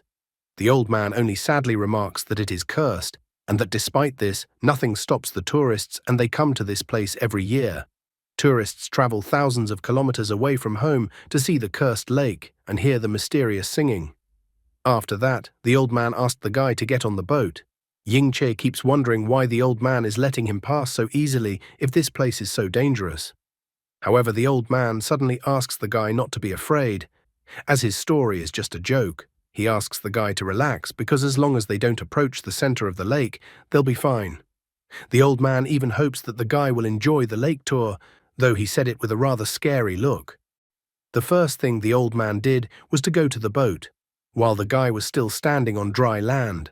Just as suddenly, he felt that divine and demonic energy was detected. Ying Che realized that the curse seemed to be caused by water creatures corrupted by divine and demonic power. He remembered that Wang Zifan had mentioned that in recent years, many people who had visited this place had gone missing. She had even wondered back then if the guy was really willing to go to such a dangerous place. She pointed out that there were other places to explore and that they were much safer than the lake the guy wanted to go to. She even inquired if he wanted to look at the other options. The guy categorically rejected the offer. However, for the sake of safety, Wang Zifan insisted that they pick a guide for the guy. Thinking back to his conversation with Wang Zifan, the guy realized that coming to this lake was the right decision. In his past life, he had heard about this mysterious place. The stories said that the lake was filled with strange aquatic creatures. Unfortunately, by the time he found out about it, the monsters from the lake had already been destroyed. The man who destroyed the monsters in the lake received a treasure that led him to power. After the descent of the gods, this man became a formidable local power. The guy was well aware that the lake was polluted with divine and demonic energy that spawned monsters, and there were treasures hidden at the bottom of the lake. Ying Che even thought that perhaps this was where he could find a divine weapon for his sister. For his sister's sake, his brother was willing to take risks and even go to the dragon's lair. Looking at his phone, Ying Che was a little disappointed that he was unable to contact the guide Wang Zifan had told him about. However, he decided to forget about this matter for the time being and start exploring the surroundings of the lake himself. The men standing near the lake noticed the boat and began to complain that once again someone had decided to risk his life. The man remarked that every year there are people who do not believe in the curse, but every time such a daredevil enters the lake, his boat sinks. However, the man in the straw hat asks him not to talk nonsense, because boats no longer sail to the center of the lake. In addition, he noted that boats can now only be operated by lifeguards. Therefore, if people do not swim close to the center of the lake, they will be fine. However, at that very moment, the men noticed that the boat was heading straight toward the center of the lake. The second man also saw the boat drifting toward the center of the lake. The monster that had hatched from the egg suddenly stirred. The guy noticed that it had been a long time since he last fed his Pokémon with crystals. Suddenly, the lake stirred, and as if out of nowhere, a melody came from nowhere. Ying Che was only trying to realize if it was the song that had been rumored so much. At the same moment, a whirlpool formed on the lake, and the boat started heading towards the center of the lake. Ying Che couldn't even stand on his feet and fell down in the boat, while the old man was still standing firmly in the boat on 2 legs. Suddenly, the guy noticed a hand that reached out of the water and grabbed the edge of the boat. Ying Che asked the old man where they were going. At the same moment, the old man's appearance was removed, and a girl who was a disciple of the Eshan sect, her name was Zhou Luoxi, appeared in front of the guy. She stated that she was looking for the guy's death. Then, an F-rank mermaid lord appeared out of the water, setting up this whole raging maelstrom in the center of the lake. A huge number of arms appeared out of the water, like the hands of dead people, trying to drag the guy down to the bottom of the lake after them. Ying Che realized that there was too little space on the boat to effectively fight anyone, so he decided to pretend to be weak. However, at this very moment, some waves began to affect the guy's mind, and his consciousness seemed to be clouded. At the same moment, a mermaid appeared from the water and grabbed the guy's leg. Zhou Luoxi was happy that her plan worked, because mermaids can sing hypnotic songs that make the opponent lose consciousness. After that, mermaids usually dragged their victims into the water, turning them into new sea monsters. Zhou Luoxi was happy, and even mocked the guy because a weakling like him shouldn't even dream of getting into the ruins. The girl was going to quickly finish the guy off. However, all of this only caused the guy to smile, and he easily tossed aside both the mermaid that clung to his leg and the girl. Zhou Luoxi flew back into the arms of the other mermaid from this blow. The mermaid didn't waste any time and enclosed Zhou Luoxi in her arms as if trying to strangle her. Ying Che meanwhile easily chopped the mermaid that was previously clawing at his leg. The system immediately informed him that he had received 1 characteristic point for successfully killing the mermaid. The system also congratulated the guy because this was the first time he had gotten rid of a mermaid and had successfully absorbed divine and demonic energy as a result. As a result, in the 9 heaven system, his progress of opening the first heaven, Zhongtian, became 50%. Ying Che was happy that even such small monsters could bring him extra points. Zhou Luoxi was already on the verge of being strangled by the mermaid, and at the same moment she used her secret weapon, which resulted in her launching a terrifying sound. Even the Pokémon that was behind the guy hid deeper into his backpack as he couldn't stand that horrible sound. In the same instant, all the mermaids got away from the ship and escaped to the bottom of the lake, leaving Zhou Luoxi and Ying Che alone. This secret weapon should interest the guy, for in it could be hiding the salvation of mankind. Zhou Luoxi even started to praise the guy, that the guy had at least some skills instead of being completely useless. Ying Che wondered what kind of girl appeared before him and what she needed. The girl said that her name was Zhou Luoxi, and that Wang Zifan had already told him about her because she was the guide she would accompany him on his trip to the lake. Ying Che became furious that the girl was the designated guide, but why was she trying to kill him? The girl started making ridiculous excuses that she wasn't going to kill the guy. She was going to stop at the last moment, and that it was all to test the guy's resilience. Zhou Luoxi wanted to make sure that she could trust a guy with her life. Ying Che didn't really believe the girl's words. Then she made innocent eyes, informing him that you don't get to know someone better until you fight them. By the time the mermaids had already left, the girl as a guide was going to continue their journey. However, as soon as she said that, then by a strange coincidence, one of the mermaids jumped out from behind and tried to attack them, but the guy lightning fast pulled out a blade and chopped the mermaid. The system, as usual, reported again that he had received 1 characteristic point for destroying the mermaid. Zhou Luoxi was very surprised by the sudden appearance of the mermaid, for she absolutely did not expect the mermaid to attack her again. Ying Che decided to show who was boss by telling the girl that if she wanted to test him again, she would end up just like the mermaids that attacked them. The girl even thought the guy was so petty and vindictive. 20 minutes later, they arrived at the shore by boat. Zhou Luoxi said that a divine altar was hidden in this place. Many years ago, after a landslide, the altar was connected to the lake through an underwater cave. So after preparing her scuba gear and changing her clothes, she informed him that they needed to dive into the cave to reach the altar where the treasure was hidden. The guy was curious as to why the girl hadn't appropriated all the treasure for herself. The girl made no secret of it, explaining that with a helper like Ying Che, she would have a better chance of success. She wasn't stupid and understood perfectly well that going there alone was too dangerous. Besides, she believed that working as a team was much easier. After that, they dove into the water where the girl followed the plan. They chased the mermaids away, so it was calm and safe underwater. Then once they were to swim through the cave, there was to be an altar right behind it. After a while, they surfaced swimming to the altar. When they reached the altar, the guy immediately recognized it. It was the Nua altar.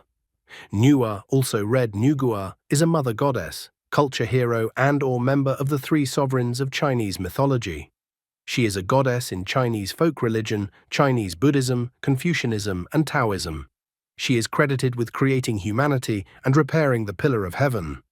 Zhou Luoxi didn't wait and immediately started to open the chest with the gold inside.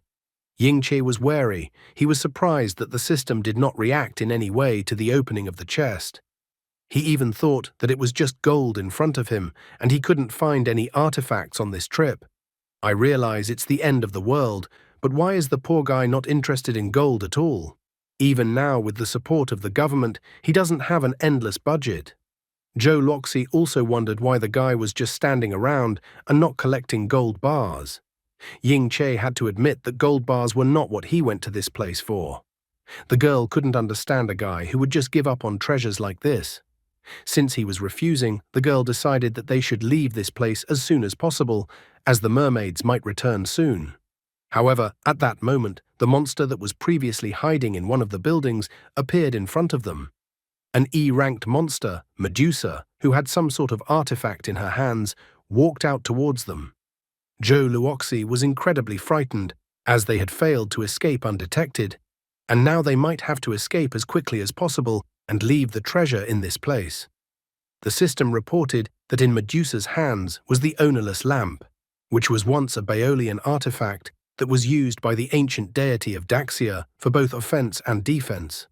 After the deity's death, the lamp went into a dormant state, becoming an ownerless lamp. Ying Che was incredibly excited when he saw the artifact in Medusa's hands, for it was exactly what he was looking for on this journey. Suddenly, a giant-sized waterspout formed in the still calm lake. Even the monster that had hatched from the egg and was left on the shore paid attention to the waterspout. In the center of the waterspout, Ying Che was jumping around Medusa in an attempt to reach her with his sword. However, all he did was complain that Medusa was too high up, and he couldn't reach her. He didn't understand when Medusa learned to fly at all. Zhou Luoxi was angry at the guy for thinking something completely different. She brought it to his attention that after his actions, they were now falling from a great height. However, they were saved at the very last moment when an egg monster appeared in front of them and they fell on top of it. The guy was surprised that Dandan could grow to such a size, so also learned to fly. The girl in the background, on the other hand, was incredibly scared that she had just almost died. Ying Che asked Dandan what species he belonged to, but the monster couldn't speak properly. Suddenly, the girl felt a bag behind her back. She was incredibly relieved that the treasure was still with her and decided that they needed to leave this place immediately. The guy thought it was a good suggestion, for at that moment the monster's giant tentacles came out of the water. The monster used its tentacles to completely twist Dandan, restraining his movements. Ying Che reacted with lightning speed, cutting all of the monster's tentacles with his sword. Then he ordered Dandan to carry the girl to the shore. In the next instant, the guy jumped off Dandan under the shocked gaze of the girl and Dandan. Zhou Luoxi even thought that the guy was definitely sick of living if he did something like this. In a second, the guy found himself entangled in the monster's tentacles. And Zhou Luoxi and Dandan went in a completely different direction. In this way, it was as if the guy had covered them from the enemy. As soon as they reached the shore, Dandan instantly returned to his usual form, and Zhou Luoxi only had to watch from the shore to see what the monster would do to the guy. The monster didn't wait long and pulled the captured guy to the bottom of the lake. At the bottom of the lake was a monster with F-rank tentacles, also known as King Namu Tree. As soon as the monster lowered the captured guy to the bottom of the lake, its 4 eyes immediately opened. The monster eyed the captured prey with suspicion. However, at this moment, Ying Che used a chopping sword strike and shattered its cocoon. After breaking out of the cocoon, he destroyed the King Namu Tree with swift chopping sword attacks. The system immediately reported that for successfully destroying his King Namu Tree, he received 1 characteristic point. In addition, the system also congratulated the guy for destroying King Namu Tree for the first time. The guy had successfully absorbed divine and demonic energy. As a result, in the 9 heavens system, his progress of opening the first heaven, Zhongtian, became 60%. Deciding not to stay underwater for long, the guy decided to surface. Just at this time, he noticed the animals swimming past him, who seemed to be still dizzy from the water spout. The information he received pleased him, for it seemed that luck was on his side. Using his blade, he destroyed the still shocked animals. The system reported that he had successfully destroyed the sea monkey. He gained 1 characteristic point, and his progress of opening the first heaven, Zhongtian, became 70%. He also received 1 characteristic point for destroying the sea turtle. His progress of opening the first heaven, Zhongtian, became 80%. The system asked the guy which characteristic he would like to improve, as there were 37 characteristic points available to him. After that, Ying Che floated to the surface, and just at that time, Dandan flew up to him. He climbed onto the giant Dandan's head and asked to be taken directly to Medusa. Getting with Dandan as close to Medusa as possible, the guy attacked her again. But even using the God of War's strike, he was unable to damage Medusa. The system informed him the enemy's defense was too high, so the guy's attacks didn't damage the enemy. Caught in such a situation, Ying Che told the system to put all the points into strength. Now the guy's strength was now increased to level 8, and 13 points were required to advance to the 9th level. After increasing the guy's strength, Medusa's shield began to crack. With multiple sword strikes, Ying Che began to destroy Medusa. Quite quickly, Medusa was defeated. The system gave the guy 10 character points for successfully destroying Medusa at once. After destroying Medusa, his progress of discovering First Heaven, Zhongtian, finally reached 100%. Ying Che noticed that the artifact ownerless lamp had started to fall into the water, so he told Dandan to fly straight towards the artifact. At great speed, holding the sword in his teeth, he was able to catch the artifact. However, it seems that because he caught the artifact at high speed, the artifact started to crack and collapsed right in his hands. The guy was shocked that such a hard-earned artifact was so easily destroyed. The system reported that the artifact was severely damaged, so Medusa scales were needed to repair it. He was lucky because he had just destroyed the Medusa, so he was able to save the artifact. The artifact was reforged, and the guy got the bracelet. The guy was incredibly touched that he was able to save the artifact he had worked so hard to obtain. Just then, the system reported that the guy had absorbed enough divine and demonic energy, so the first of the 9 heavens was opened. The system wondered if the guy was ready to move to the first heaven. However, at this point, someone started to resent the guy's actions, so he had to turn his attention to the stranger. The old man wondered what the girl was doing in the center of the lake and why she had abandoned the boat there. So the girl asked the old man for forgiveness. The old man didn't see how apologizing could help. Besides, if simple apologies worked, then they wouldn't need the police then. The girl had told him that she wanted an internship and that she could work for free. That was the only reason the old man had let her try, but the girl had pulled a stunt like that on the first day. He was unhappy that the girl drowned the passenger and told her to immediately hurry up and fetch the passenger. However, at this moment, Ying Che appeared and asked the old man if he was the one they were talking about. The old man was frightened, as if he had seen a ghost.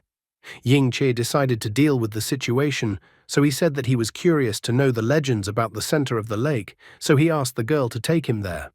The guy asked the old man not to blame the girl, because it's pretty hard for college students to get an internship. The girl was all glowing that the guy was like an angel and acted like one. The old man, however, was surprised that a high school student was standing up for a college student.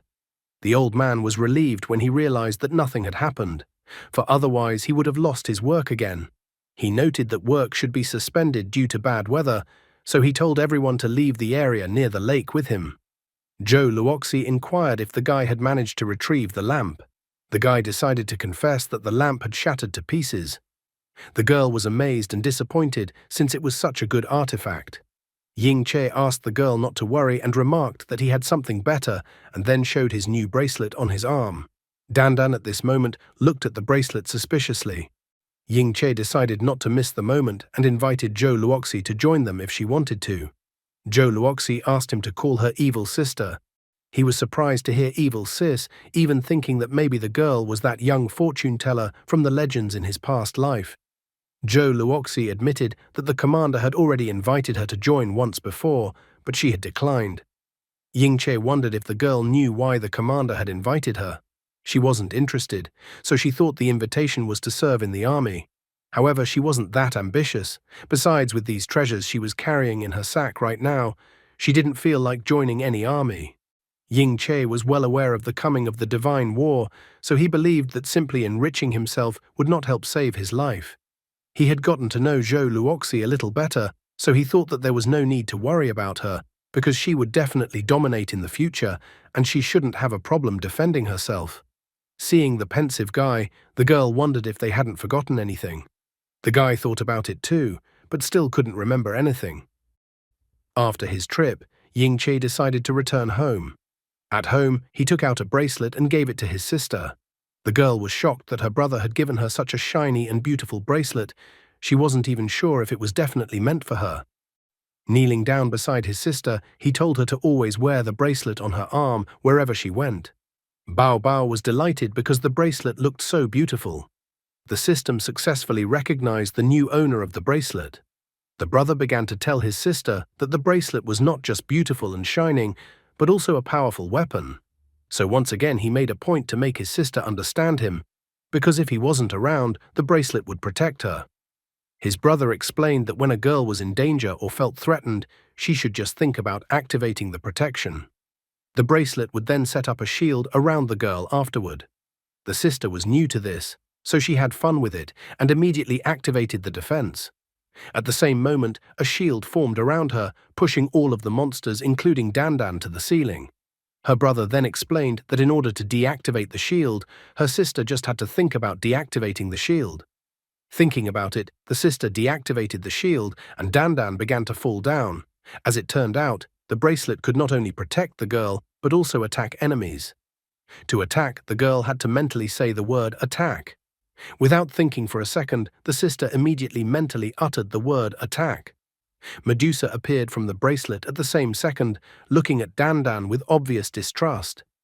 The girl was having fun watching Dandan run away from Medusa. She even asked for Dandan to stop running away from Medusa. What a bloodthirsty sister, bullying Dandan.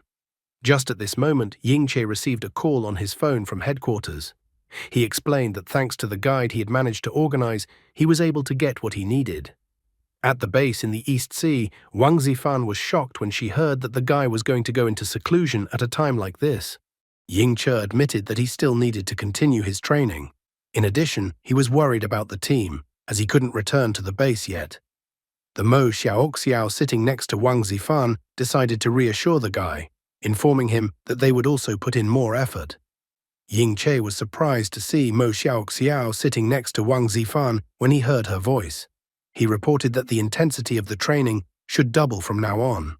Mo Xiaoxiao was not at all happy when she heard such an order, as she was already practicing hard, but now she had to double her training intensity. Wang Zifan noticed how Mo Xiaoxiao's face changed directly, and it was as if she had forgotten about the food. Meanwhile, the guy was reflecting on the fact that everything was finally ready. After his battle with Medusa, he could now enter the first heaven system that had finally been opened. Now he could greatly accelerate his training. There was too little time left, so he needed to become much stronger as soon as possible. He only had a month left before the full invasion would begin. The preparations were coming to an end, which meant that the real difficulties in the way of Ying Che, his sister, and all of humanity would soon begin. Despite the claims at the UN, clearly few people believed the divine invasion nonsense. Why he gave up on recruiting Zhou Luoxi so quickly, considering how few capable people they have. The secret weapon that Zhou Luoxi used to drive away the mermaids didn't interest him either. All that remains is to wait for the divine intervention and watch the decisions made. At the same time, the official was not left out and began to come up with a new devious plan. The man was incredibly frightened of what was about to happen to him. Through the official's connections, a man was kidnapped in order to sacrifice him. The secretary thanked all the masked men who had come today. He reported that the task today would be quite simple, as they needed to meet the sea god. The masked man reported that everything had been agreed upon in advance, and so there should be no problems. The masked man also asked that the official not forget his promise. The official was generous and again assured the masked men that if the plan succeeded, the masked men would have complete freedom of action in Jiangzhou. He promised that the masked men would be able to spread their faith as much as they wanted, as well as attract followers. The masked men were greedy, so they immediately asked if the official's promise only applied to Jiangzhou. The official became angry after such questions from the masked man. He said that whether they could do their activities outside of Jiangzhou would depend on their future performance. Now he was eager to start the experiment, so he told the masked men to start the experiment. The masked men also assured the official that they would keep their promise. The leader of the masked men then grabbed a small stick with spikes that fit in his hand and then clenched his hand into a fist. He began to invoke the mighty Poseidon. The poor kidnapped guy was incredibly frightened, seeing something like this for the first time and also well aware of his plight. The guard standing outside the door, who heard the screams and noise in the room, did not react, not even to the mysterious red glow coming from the door of the room. Ying Che went back home to pack before going on a new trip. After gathering the necessary things and food, he was about to embark on a new trip. He was glad that Bao Bao went to school with the bracelet. Plus, he warned his sister that he would be gone for a while and prepared food for her so she wouldn't starve. For the next few days, he was going to focus on training. Dandan, judging by his facial expression, wasn't particularly happy about going with the guy to training. The system wondered if the guy wanted to enter the first heaven. Putting all his doubts aside, the guy answered the system's question in the affirmative. At the same moment, he found himself on some kind of battlefield, where behind the regular warriors stood the giant silhouettes of someone in the dust. The warriors were fighting for their honor, putting all their might. However, as soon as Ying Che took just one step towards the battlefield, the dust instantly settled and all the warriors disappeared. The guy didn't understand what was even going on here. The system explained to him that all he was seeing were the remnants of a great divine war that had occurred 10,000 years ago. Although all the warriors had long died, their awe-inspiring and immortal memory was still alive in this world. Suddenly, a huge torrent of wind swept over the guy. Along with the wind, red energy rushed towards the guy that he even grabbed the hilt of his sword with his right hand. However, the red energy rushed straight towards him and flew towards him right into his forehead. Ying Che instantly felt a lot of knowledge flowing into his brain at this moment. It was as if endless information about the battles of countless warriors had been downloaded into the guy's head. In an instant, he was once again in the heat of battle, where gigantic silhouettes could be seen somewhere in the distance. Ying Che instantly reacted by using the infinite blade technique, which was like utilizing yin and yang. From such a powerful technique, everything around the guy soaked in energy and exploded. And then the dust of battle instantly disappeared again, and he suddenly discovered that he was tied to his sword by some red ribbon. He tried to figure out what this red ribbon was that had appeared in his hand. The system came to his rescue and explained that in the first heaven, the host could choose to power an oriental deity. Each of these leftover weapons in front of the guy carried a part of the deity's power. The silk ribbon in his hand, also known as Hun Tian Ling, symbolized the power of one of the deities. The system asked the guy if he wished to absorb some of the power of the oriental deity associated with the silk ribbon. After hearing about Hun Tian Ling, the guy began to guess who the deity was and wished to absorb some of that deity's strength. Dandan looked at the silk ribbon in the guy's hands with obvious disbelief. As soon as he began to absorb some of the eastern deity's power, a red mark appeared on his forehead. His hair also changed a lot, and everything around him was covered as if by small clouds. The system congratulated its master for being able to gain the power of an oriental deity. The system also informed him that he now had to undergo training that would help him master his new power. Looking at his hand and feeling the energy flowing around him, he understood. He was trying to realize the power of the deity. At this moment, a divine general who was a heavenly soldier appeared behind him. However, he considered him the easiest opponent, for he thought that he was just another illusion in front of him. He once again used the infinite blade technique. However, at the same moment, he felt that this time was different. The system immediately gave the guy credit for successfully killing the celestial soldier and also gave him one characteristic point. The system reminded the guy that although heavenly soldiers were an illusion, their attacks caused real pain, and so it was possible to get extra points for killing them. At the same moment, not one, but several celestial soldiers pointed their weapons towards the guy. At the last moment, he managed to dodge the giant mace aimed at his head by the celestial soldier. He even smiled, finding this situation interesting. He then used the infinite blade technique once again. The entire area around him lit up with explosions. The system kept telling him over and over again that for successfully killing a heavenly soldier, he would receive one characteristic point. After he had defeated all the heavenly soldiers, the deity finally showed up. The deity was happy to see the guy's excellent skills, and the deity also thought that the guy was worthy of fighting the deity. Ying Che could immediately recognize the deity as it was Neja. Neja, or sometimes Neja the Crown Prince, is a protection deity in Taoism, Buddhism, and Chinese folk religion. His official Taoist name is Marshal of the Central Altar. He was then given the title Third Lotus Prince after he became a deity. What surprised the guy, however, was not that Neja showed up, but that Neja turned out to be a girl. The great immortal Neja. The system informed the guy that the deity Neja was depicted in front of him, which demonstrated the power of the Oriental deity whose power the guy had decided to absorb. The system also indicated that the deity's appearance could change depending on the person's perception. With his face incredibly red with shame, Ying Che yelled at the system that this was not how he had imagined Neja at all. At this moment, a Kunlun ring flew towards him. Running away from the deity's attacks, the guy complained about the system. The system had previously reported that the guy had obtained the deity's power, so the guy didn't understand why he was always getting beaten up. The system explained to him that once he defeated the current battle projection, he would fully master the divine power he had obtained. Ying Che was constantly dodging the deity's attacks and getting angrier and angrier. Because the system was telling him some nonsense.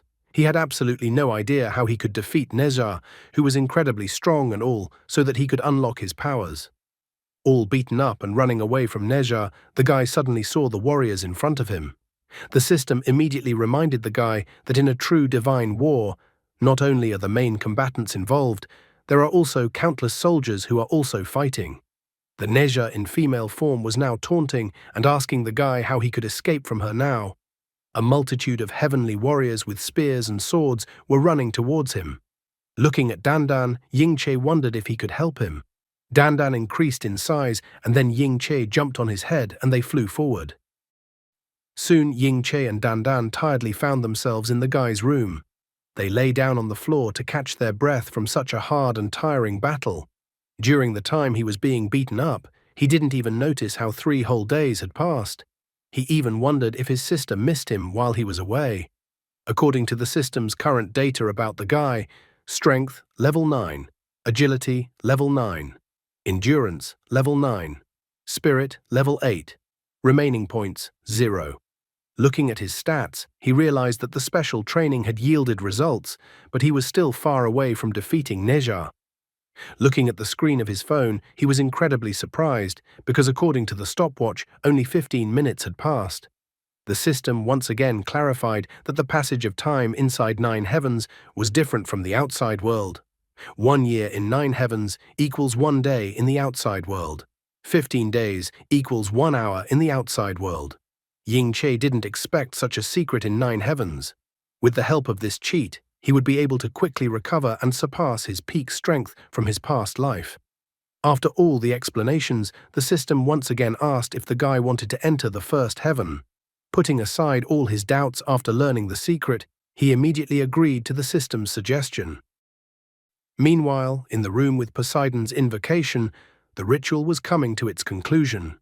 The official, his secretary, and everyone else could see the sea god, Poseidon, rank B, begin to emerge from the subject's body. He immediately looked at the official and addressed him, calling him human. The official was scared and happy at the same time.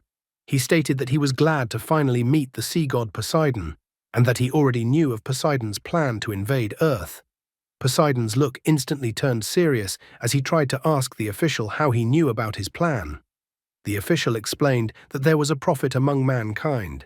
Poseidon was not surprised that a prophet had appeared on a planet as vast as Earth. He was curious as to why a pitiful man appeared before him. He even thought that the pitiful man had decided to declare war on him. However, the official said that he was here to negotiate. He reported that the humans wanted to make peace before the god invaded their planet. The official even asked Poseidon to name any condition and that the people would fulfill his condition. After the official's words, Poseidon laughed out loud. He confessed that he never expected that after all these years, the people of this planet had become so weak. After that, Poseidon decided that there was no point in waiting any longer. He wanted to start a war as soon as possible. After all, he was sure that they would win. The official was counting on Poseidon to agree to a deal with some pathetic little man. He begged Poseidon to name any condition to make peace. He said that the humans were willing to offer the gods tribute every year: gold, treasure, land, minerals. Poseidon called the official a fool, for Poseidon did not understand what use he had for the things of mortals. He reported that their king and god desired the whole earth. All this time they had struggled to locate Earth, which delayed their invasion. And now the humans have approached them directly, revealing not only the coordinates of Earth, but also the pitiful power of the humans. Now they could inform their allies and unite the gods to launch an attack on Earth. However, he asked that none of the gods be informed for now, for such a valuable opportunity could not be missed. He decided that he himself would be the first deity to set foot on Earth. Poseidon then shot green energy from his trident at the official, but the official covered himself with his secretary, and the green beam from the trident hit his secretary. The secretary's body instantly turned into a mummy, as if all the water had been pumped out of his body. The official threw away the body of his secretary and tried to escape from the place. At that moment, however, tentacles appeared out of nowhere. The tentacles grabbed the official's arms and legs and then dragged him back into the room. Also attacked with tentacles were all the guards who stood outside the door of the room where the secret experiment was being conducted. Meanwhile, in the divine realm, one of Poseidon's subordinates informed him that the priests on the other side were unable to resist Poseidon's power, so the link was broken. However, before the connection was broken, they were successfully able to lock on to the coordinates of Earth. The subordinate who reported the happy news to Poseidon was a low-level D-rank sea god. Poseidon informed his subordinate that they must act quickly and descend to Earth before all other gods. The subordinate arrogantly stated that given the current strength of mankind, humans were no more than ants to them, easily crushed. Hearing his subordinate's words, Poseidon only laughed arrogantly. He was already anticipating how Earth would soon be his domain. Usually such selfish desires do not end in anything good. The official played in this chess game against the Earth, not finding an opportunity to negotiate with Poseidon, simply surrendered the coordinates of the Earth to Poseidon. And Poseidon, in turn, played against the other gods, which should naturally end badly for him in the future. A one-eyed monster with tentacles broke the wall and broke into the base.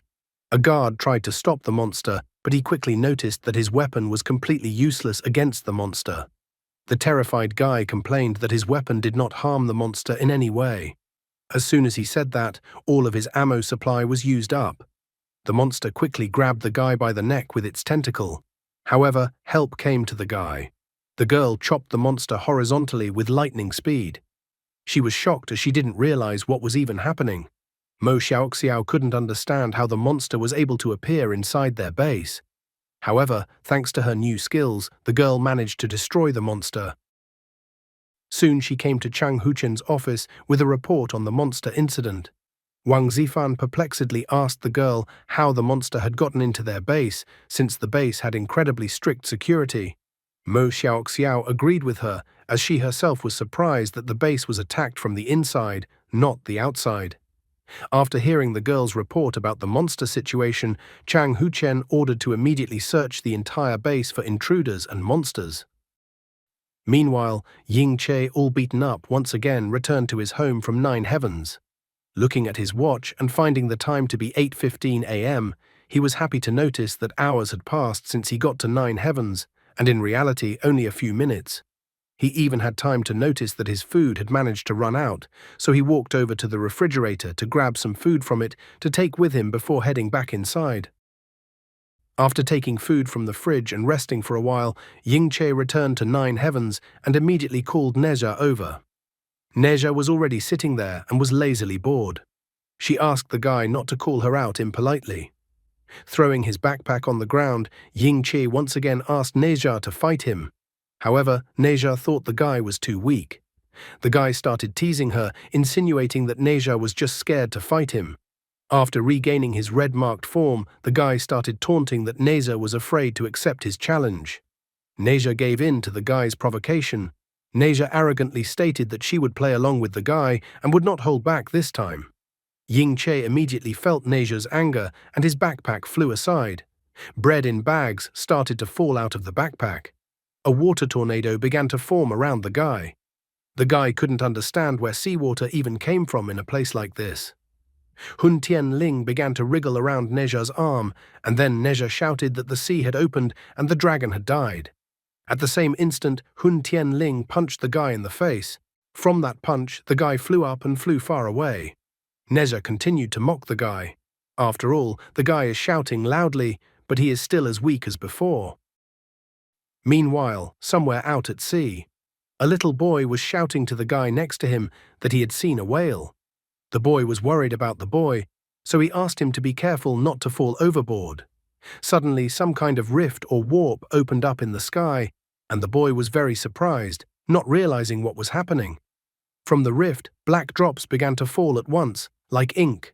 Quite quickly, the falling black drops turned into rain. The boy covered his face with his hands to prevent the black raindrops from hitting his eyes. However, at that moment, a tentacle appeared in place of his right hand. The guy ran to help his little brother as soon as he saw the strange rain. The guy didn't even have time to run to his brother before a tentacle began to form from his left hand as well. Quite quickly, under the influence of the black rain, the guy and his younger brother turned into sea monsters. Just at that moment, a mysterious figure appeared from the rift. The operator of the unmanned ship in the Eastern Sea was able to detect the unknown life form quite quickly. However, he was still unable to react and dodge in time, and the huge monster, which was like a kraken, grabbed the ship with its tentacle. Then the monster easily broke the ship into 2 parts with its huge tentacle. Meanwhile, at the Marine Research Station, suddenly the Marine Research Station received a signal. The chief told a subordinate to report to headquarters that the unmanned ship's signal had suddenly disappeared. In addition, he didn't understand what was even happening and why the monitor had turned black. He also asked to report that before the signal was lost, the data from the unmanned ship showed that the pollution level was as if a whole pack of Godzillas had passed through. They had never seen anything like this before. The chief even thought that something unimaginably terrible had probably happened. Therefore, they needed to immediately report to the people above them about such an anomaly that happened in their sector. Mo Xiaoxiao, meanwhile, was dealing with the monsters that had infiltrated the base. Her giant scythe was covered in monster blood. The girl was trying to wipe the monster's blood off her face. In the back of her mind, she was complaining that she was completely unable to get rid of such a pungent, fishy odor that she was now imbued with. Chang Huchin approached her from behind and inquired about the current monster situation. Mo Xiaoxiao informed the commander that all the squid monsters, also known as alien creatures, had been destroyed. However, ordinary weapons against the monsters were ineffective, so it was an internal emergency. Because of the monsters' infiltration, they had suffered heavy losses. And she also thought that another loss was that the entire base smelled like seafood, but she didn't voice it to the commander. In addition, a team of experienced cleaners had already been dispatched to clean the entire base. Chang Huchen noticed a serious flaw. Their personnel lacked experience in fighting monsters, and they had weak weapons that didn't help against monsters. The commander wanted to solve the problem as soon as possible. However, what bothered him the most was the surveillance tape from the room across from him. Chang Huchen had already had time to review the video recording from the room of the moment yesterday when the official had contacted Poseidon and thus voluntarily gave Poseidon the coordinates of Earth. Chang Huchen was worried that since the sea god had learned Earth's coordinates, he would most likely arrive much earlier than planned. At the same moment, a subordinate ran up to Chang Huchen. He shouted to the commander that there was an emergency. The subordinate reported to the commander that an unmanned ship had been dispatched to the East Sea last night. The monitoring detected strange activity in that region. The subordinate, also showing a photo, reported that everything looked black. Wang Zifan didn't understand what they should see in the photo if it was black. The subordinate explained that although the photo was all black, you could see the energy fluctuations. Then he showed another photo and said that the photo was taken using a new technology that amplifies energy wave signatures. In the second photo, the silhouette of an unidentified monster could already be seen. The subordinate pointed out that a larger version of the squid monster could be seen in the photo. Whereas before they could barely handle 5 ordinary squid monsters, in the photo one could see how gigantic the monster was. Everyone present immediately noticed how huge the monster's tentacles were and that it would be incredibly difficult to defeat it. They wondered where the monster got its divine power from. Chang Huchen was also most curious about where the monster got its divine power from. The commander didn't want to believe that the sea god had already made his move and this giant monster was his work. Chang Huchen realized that the situation had escalated, so he asked where Yingche was now. Mo Xiaoxiao explained that the guy was currently at home and practicing in seclusion. With regret in his voice, Chang Huchen said that the situation had changed, so he told them to call Yingche and tell him to come to the base. They needed the guy's strength to get out of the current crisis. In addition, Chang Huchen told them to notify the entire fleet and immediately increase patrols in the said sea regions. In the back of his mind, he complained that the insane actions of the idiot official had almost destroyed the entire base, and also because of the official, the location of Earth had been revealed. Meanwhile, at sea, a giant squid monster has taken over one of the ships. People were panicking and trying to leave the ship, because if they didn't leave the ship, it would be too late. However, they were prevented from leaving the ship by monsters that grabbed people one by one. A low-level sea god had also arrived on Earth. He was delighted that there was so much food on the blessed Earth. However, he told the monsters not to eat the humans, but to let them live. The small squid monsters grabbed the humans, preventing them from escaping. The low-level sea god wanted to recruit as many followers of Poseidon as possible. After all, only with the devoted faith in Poseidon of a multitude of people would Poseidon be able to descend to Earth as quickly as possible and rule the sea. A few minutes later, 3 warships arrived at the ship. The captain of the ship immediately tried to contact the center. He reported that they were too late and that the target had most likely already moved to their rear. There was an immediate report from the command center that the target may have already possibly reached their position. The fleet prepared for battle and intensified their focus. The captain of the flagship, Captain Hugh, asked to cross out the word possibly, as the enemy was already near them. Through his binoculars, Captain Hugh could clearly see giant tentacles sticking out of the water near the next ship. A low-level sea god, as well as its monster squids, have taken over the ship. One guy was tied up by the tentacles, and he complained and told the octopus to let him go immediately. The people who were standing next to him were incredibly scared. The guy was hurling threats in the direction of the low-level sea god. The guy promised to cut up the octopus, then roast it, and then feed it to the fish and dogs afterward. He told the low-level sea god to immediately approach him if he had the courage. The low-level sea god didn't react in any way to all the threats from the guy. Suddenly, he sensed an incredibly strong fragrance. He felt the breath of humanity, anticipating the incredible number of people that waited ahead of him. They were just moving in the right direction. Meanwhile, at the base in the Eastern Sea, one by one, subordinates reported to the commander that they were in an emergency situation because the target was rapidly approaching. The man reported that with the current speed of the target, it could be expected that the target would reach the coast of the East Sea very soon. He also asked that the commander give the order. Chang Huchen was extremely annoyed that everything had happened at such a time. However, he could not give slack or wait too long. The commander announced that the situation was critical and that they couldn't let the enemy get any closer.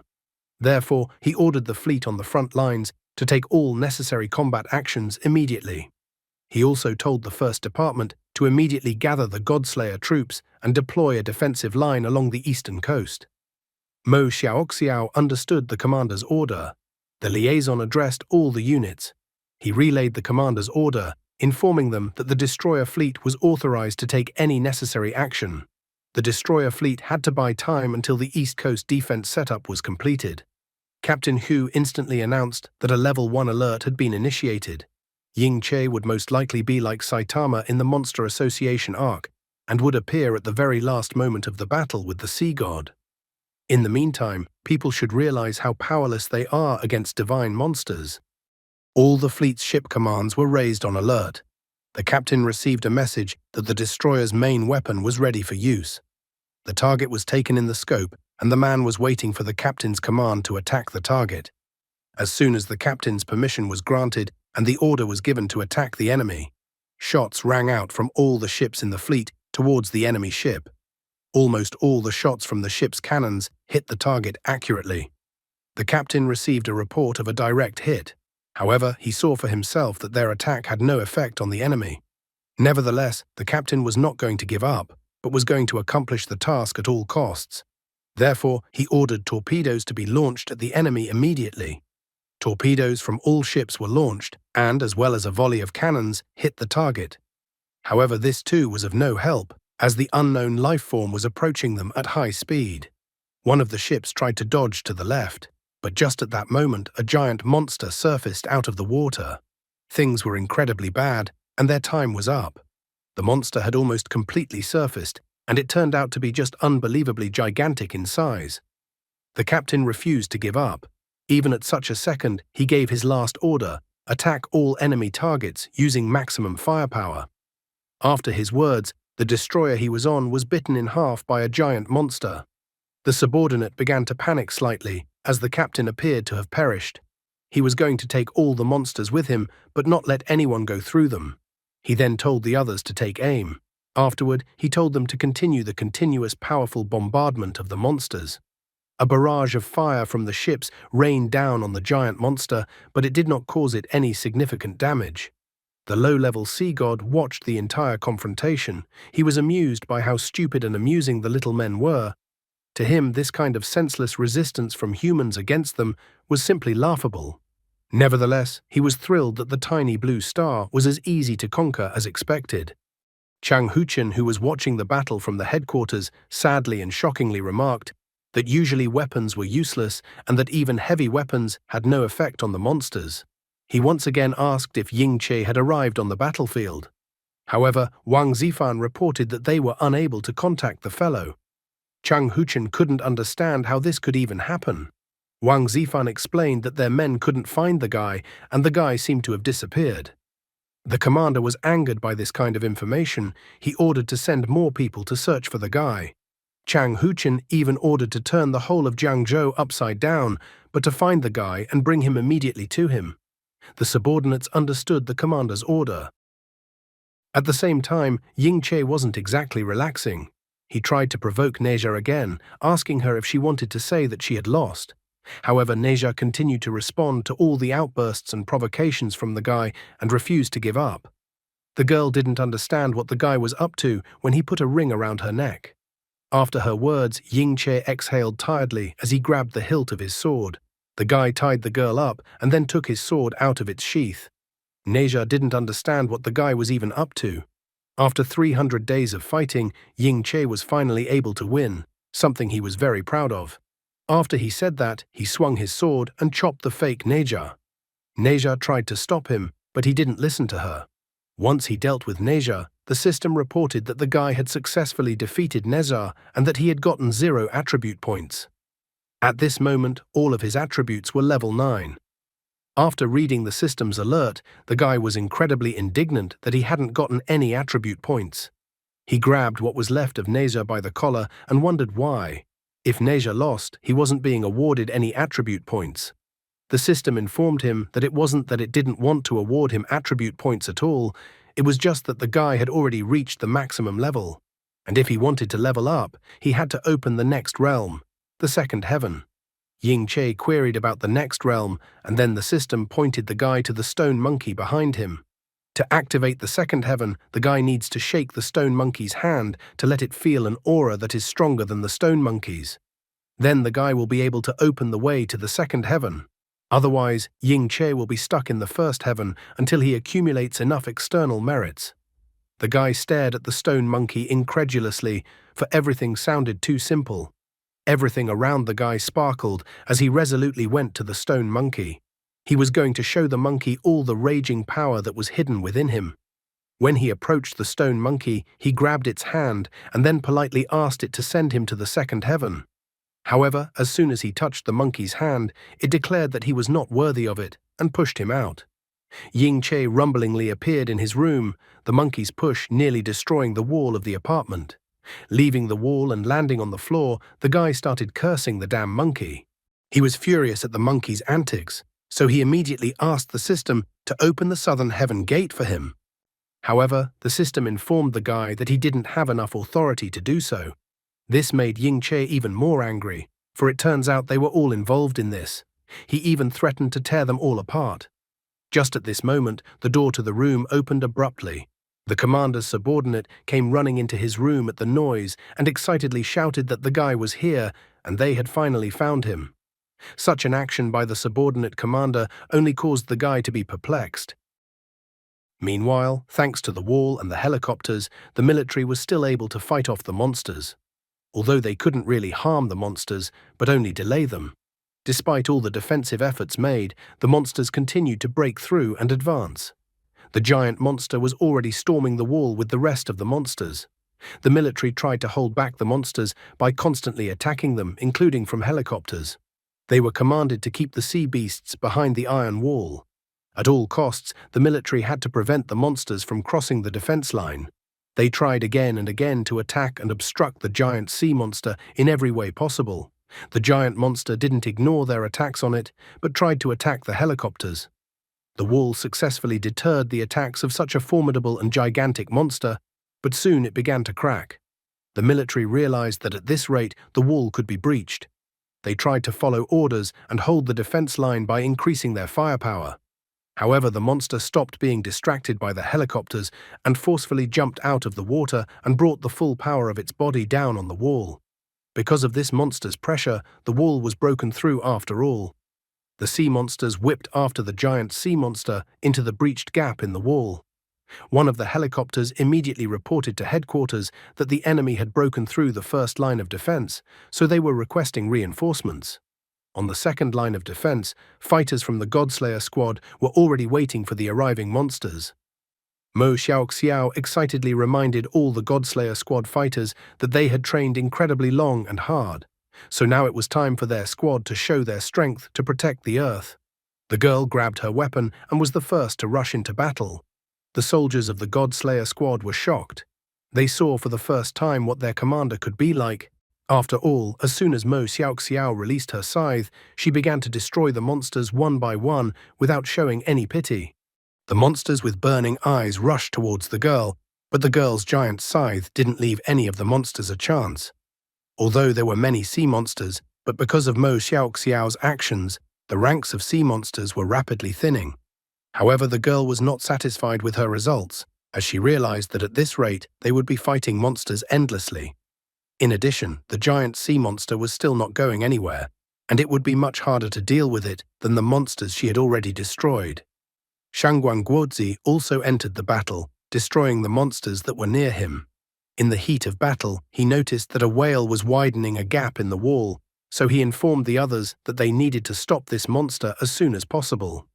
After all, if the monsters got beyond the wall, then it meant the Godslayer squad had failed their mission. Mo Xiaoxiao decided to take the task of dealing with the giant whale upon herself. But in return, she told the others to make sure that not even a fly would get past them, let alone a monster. Xu Dao and Wen Bei understood what Mo Xiaoxiao was trying to tell them. When Mo Xiaoxiao heard that everyone understood what she was asking them to do, she began to rush forward towards the whale, destroying the monsters in her path. The whale also did not wait silently for its fate, but rushed towards the girl. Deftly manipulating her weapon, Mo Xiaoxiao used the Scythe of Death against the whale. As a result of her attack, she was able to severely injure the whale, causing a monstrous commotion in the sea. After her attack, the girl landed on the whale's back. With a smile, she told the monsters that further weaklings like them would not be allowed in, as outsiders were not allowed to enter. The girl managed to deal with the giant whale right in the gap in the wall. Thus, the giant whale's body was closing the gap that the whale itself had created earlier. The monsters nearby were also hit by Mo Xiaoxiao's giant scythe attack. The low-level sea god only now noticed that the sea monsters were huddled together and not moving forward. He didn't understand what was even going on. The low-level sea god seemed to have agreed earlier that they needed to speed up their assault, and they were slowing down. Finally, he stopped waiting and decided to see who was holding everyone up. After all, this monster is definitely the king of slackers. At this time, one of the monsters tried to attack Mo Xiaoxiao from the back. However, the girl easily repelled the monster's attack, destroying it with her giant scythe. But this entire incident was observed by the low-level sea god. To solve the problem, he immediately used the abyss tentacle on the already wounded and tired girl to capture her. However, with the ease of changing the shape of her weapon, Mo Xiaoxiao dodged the low-level sea god's attack. Using her giant scythe, the girl tried to attack him by shooting energy from the scythe. The low-level sea god easily dodged her attack, but the attack still slightly grazed his cheek, leaving a small cut.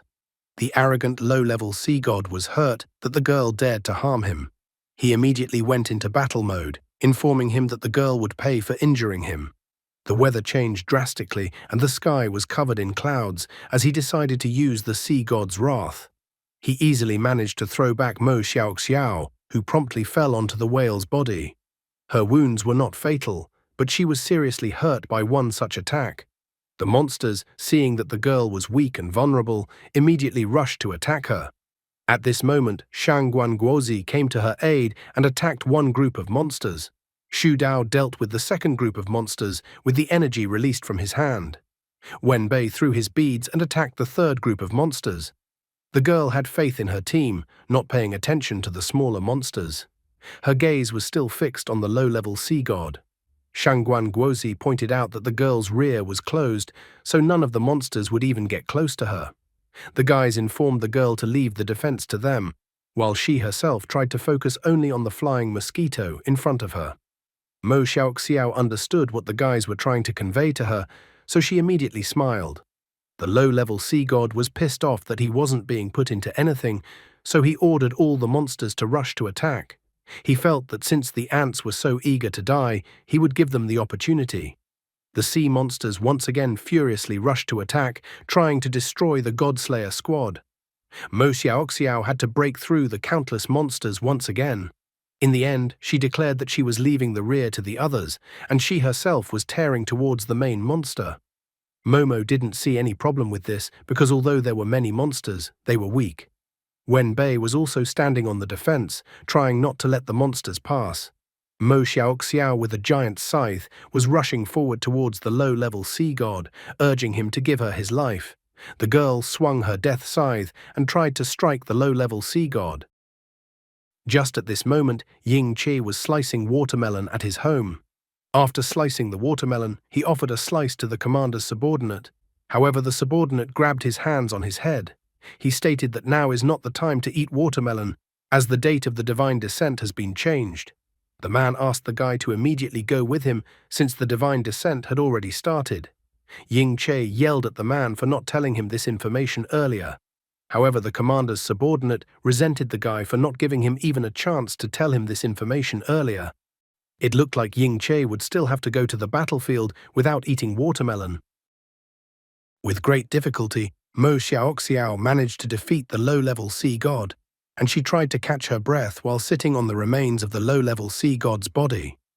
Chang Huchen was astonished when he saw that she had still managed to defeat the low-level sea god.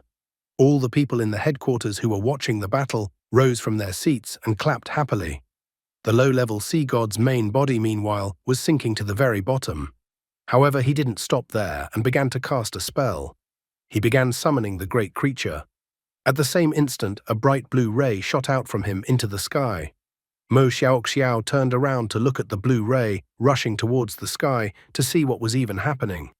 As soon as the blue ray touched the sky, it was as if the sky opened up and its color changed. Sparks started flying from the sky in all directions. It was obvious to everyone that something dangerous was happening, and no one was wrong. From the blue ray, as if from a summoning gate, the silhouette of a giant figure appeared. The kidnapped people on the captured ship were in complete shock when they saw the giant figure. The octopus-bound man was terrified as he realized that a god had appeared in front of them. He was terrified that the god had actually arrived on planet Earth. The kidnapped people immediately knelt down, praising the god. However, the man called them a bunch of idiots. He asked them to look carefully and pointed out to them that the devil in the guise of a god had actually appeared before them. The god who appeared felt a kickback from the people who believed in him. The sea god himself, Poseidon, appeared before them. Thus Poseidon arrived on Earth. Poseidon slowly looked around the battlefield that the low-level sea god had summoned him to. Chang Huchen was not going to give Poseidon even a chance, so he ordered all the military men to stop Poseidon. One of the submarines started preparing to launch strategic missiles, and then the countdown began. After that, a strategic missile was launched from the submarine towards Poseidon. As soon as the strategic missile reached Poseidon, there was a deafening explosion and everything was covered in smoke. However, once the smoke cleared a little, it was obvious to everyone that the strategic missile had not done any damage to Poseidon. They did not have to beg Poseidon long to respond to such insolence on the part of the wretched humans. He grabbed his trident and then used the shining strike of the divine trident. The submarine quickly noticed that an unknown energy had been detected. Therefore, all the crew members of the submarine were informed that an emergency dive was about to begin. However, they could not get far away from Poseidon. He pointed his trident in their direction and then released the shining strike of the divine trident towards them. The submarine was blasted away. He pointed his trident again, and at the same moment the sea raged, and then gigantic stones flew in all directions. Mo Xiaoxiao, trying to dodge the giant rocks, couldn't believe that the wall they had spent so long building was so easily destroyed by Poseidon. At that moment, she thought about it and didn't have time to dodge, so the giant stone had to catch up with her. However, at this moment, the giant stone suddenly shattered into pieces as someone shattered it. As it turned out, Ying Qi had finally arrived at the battlefield. He flew in so quickly since he was on Dandan. Dandan, this moment with his mouth and hands, was holding the other people they had managed to save. Ying Qi noted that the day he had been waiting for so long had finally arrived, even though this day had come earlier than scheduled. People who were far away from the battle site rushed to the windows when they saw what was happening to the weather and the sky outside. They were trying to figure out what was even happening now. Some, with fear in their voices, though refusing to believe it, suggested that the coming of the gods that the state had told them about was actually happening. They didn't want to believe it. But what if a god had actually appeared on planet Earth? At this time, at the school where Ying Baobao was studying, it was announced over the loudspeaker that God had appeared on Earth and that for the safety of teachers and students, all classes were cancelled for the next few days by the city education department. Teachers and students are not allowed outside the premises, and everyone was also ordered to ensure their safety. Students, as well as teachers, were shocked to hear such an alert at the school. When Ying Baobao heard the announcement of God's coming, the first thing she thought of was her brother. Meanwhile, in the territory of the mysterious organization run by Patriarch Li Yunfei, a room with many objects shimmered. The man on guard immediately grabbed his head as if demonic energy was rushing into him. He let go of the phone from his hands and the phone fell to the floor. The clothes on his body began to tear, his body began to change, and his skin began to tear. Soon he completely changed from a human into a flame skeleton. Flame Skeleton then kicked down the door that he had to guard before his transformation. Once inside the room, he immediately grabbed the magic crystal. And then, even forgetting about the salt, he began to eat the magic crystal. Flame Skeleton continued to calmly eat the magic crystal. At this moment, it was as if eyes appeared on the mysterious book, and it turned its attention to him. Immediately, Li Xiaolu and the others entered the room. She told one of her men to report that the device had been destroyed and that the forbidden artifact was gone. After all, the book was no longer in this place.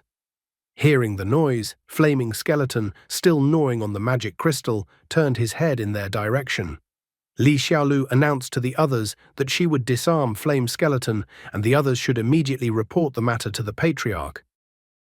Meanwhile, the mysterious book rushed to Jiangzhou City. The mysterious book pondered that by choosing such a remote location, it was unlikely that he could be caught in that place. However, at this moment, the military noticed with a search that a signal had appeared.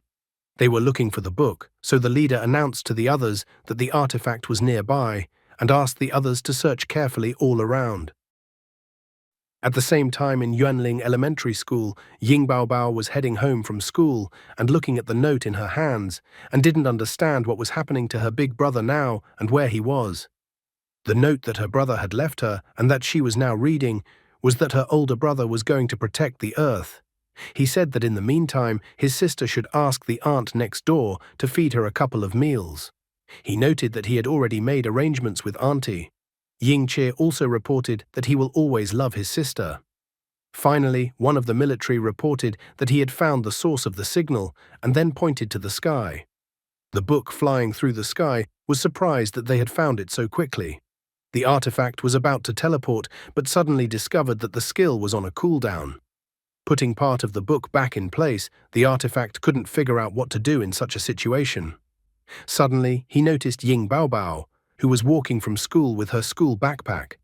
The book immediately reacted and flew towards the girl and then climbed into her backpack. The military ran past the girl, who was still reading the note her brother had left her. One of the military noticed that the signal was too weak and that they could no longer track the artifact. However, they realized that the artifact must still be around. They began to look around as if searching for something, which attracted unwanted attention from people passing by. They were angry and upset that the artifact had escaped from them after all. Nevertheless, they had to report to their higher command that Operation Flying Bear had failed and they had lost the target. Now all they had to do was wait for further instructions from higher command. Meanwhile, the battle in the sea continued. Poseidon pointed his trident towards Ying Che and Mo Xiaoxiao. He declared to the guy that by possessing this divine power, the guy might be able to fight him 100 years later. But right now, he didn't even consider the guy as his opponent. Looking at Poseidon, Mo Xiaoxiao couldn't believe that a real god had appeared in front of them. After all, a god couldn't even be destroyed by a nuclear bomb, which is a weapon of mass destruction. Poseidon decided to end this battle as quickly as possible since he still had to take over the earth, so he used his Wrath of Poseidon ability. From his trident, a bright beam shot out. Noticing Poseidon's attack aimed at them, Ying Che told Mo Xiaoxiao to be careful. At the same instant, an explosion with a powerful shockwave erupted. However, from this explosion, Ying Che jumped out lightning fast, holding Mo Xiaoxiao in his arms, who still didn't understand what had just happened. Landing nearby with the girl in his arms on the remains of the giant wall, Ying Che began to reprimand the girl. He asked why she just stands during the battle and stayed on the battlefield after Poseidon arrived, and why she acts like she doesn't value her life. Still shocked, the girl tried to find words to somehow justify herself, but she had no suitable words. Placing the girl on the remains of the wall, the guy informed her that this was no longer a battle she could take part in. He also told Mo Xiaoxiao to take her feet off the battlefield if she valued her life. Mo Xiaoxiao did not argue with them, saying that she understood his order. Looking at the guy, she couldn't help but feel that he had become a completely different person. At this moment, Dandan furiously started biting Poseidon that he even turned his attention to him. Poseidon lightly swung his hand as if he was chasing away a fly that was bothering him. Dandan immediately flew off to the side, not expecting a soft landing, hitting the remains of the wall and making a large dent.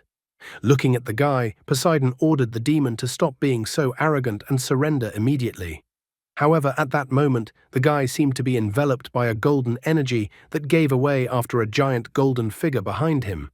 Poseidon abruptly focused his attention on him. He inquired about who had appeared in front of him.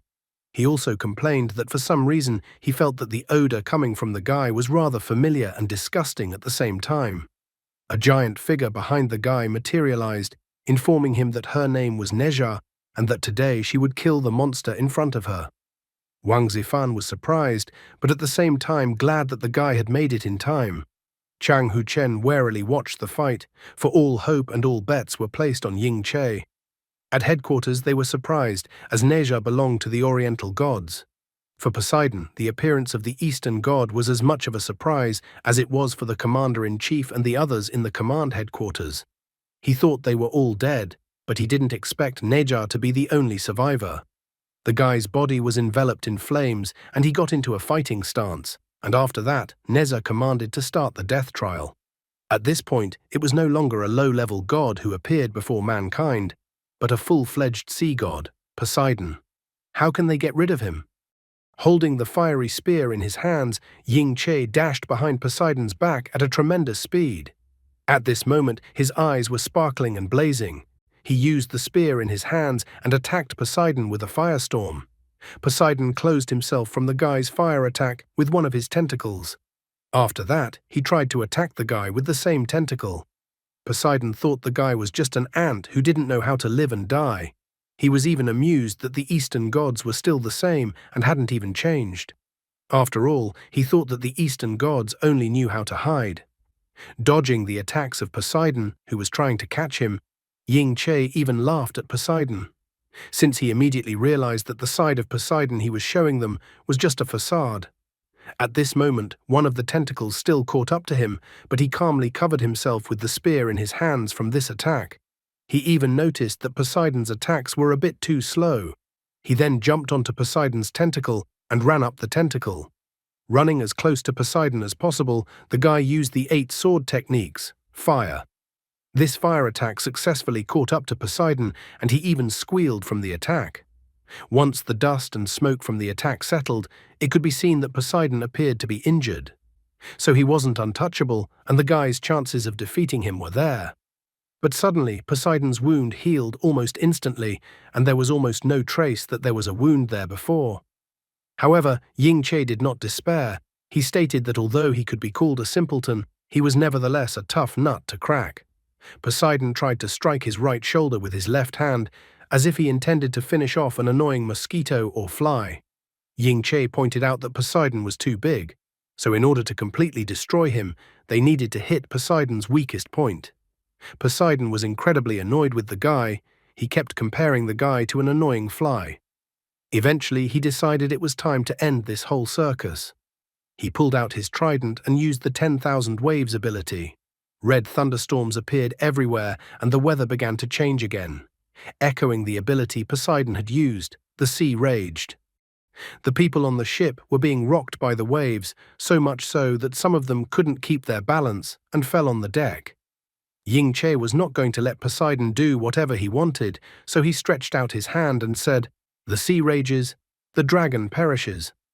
Hun Tianling immediately stretched to an incredible length and began to wrap Poseidon like a mummy with bandages.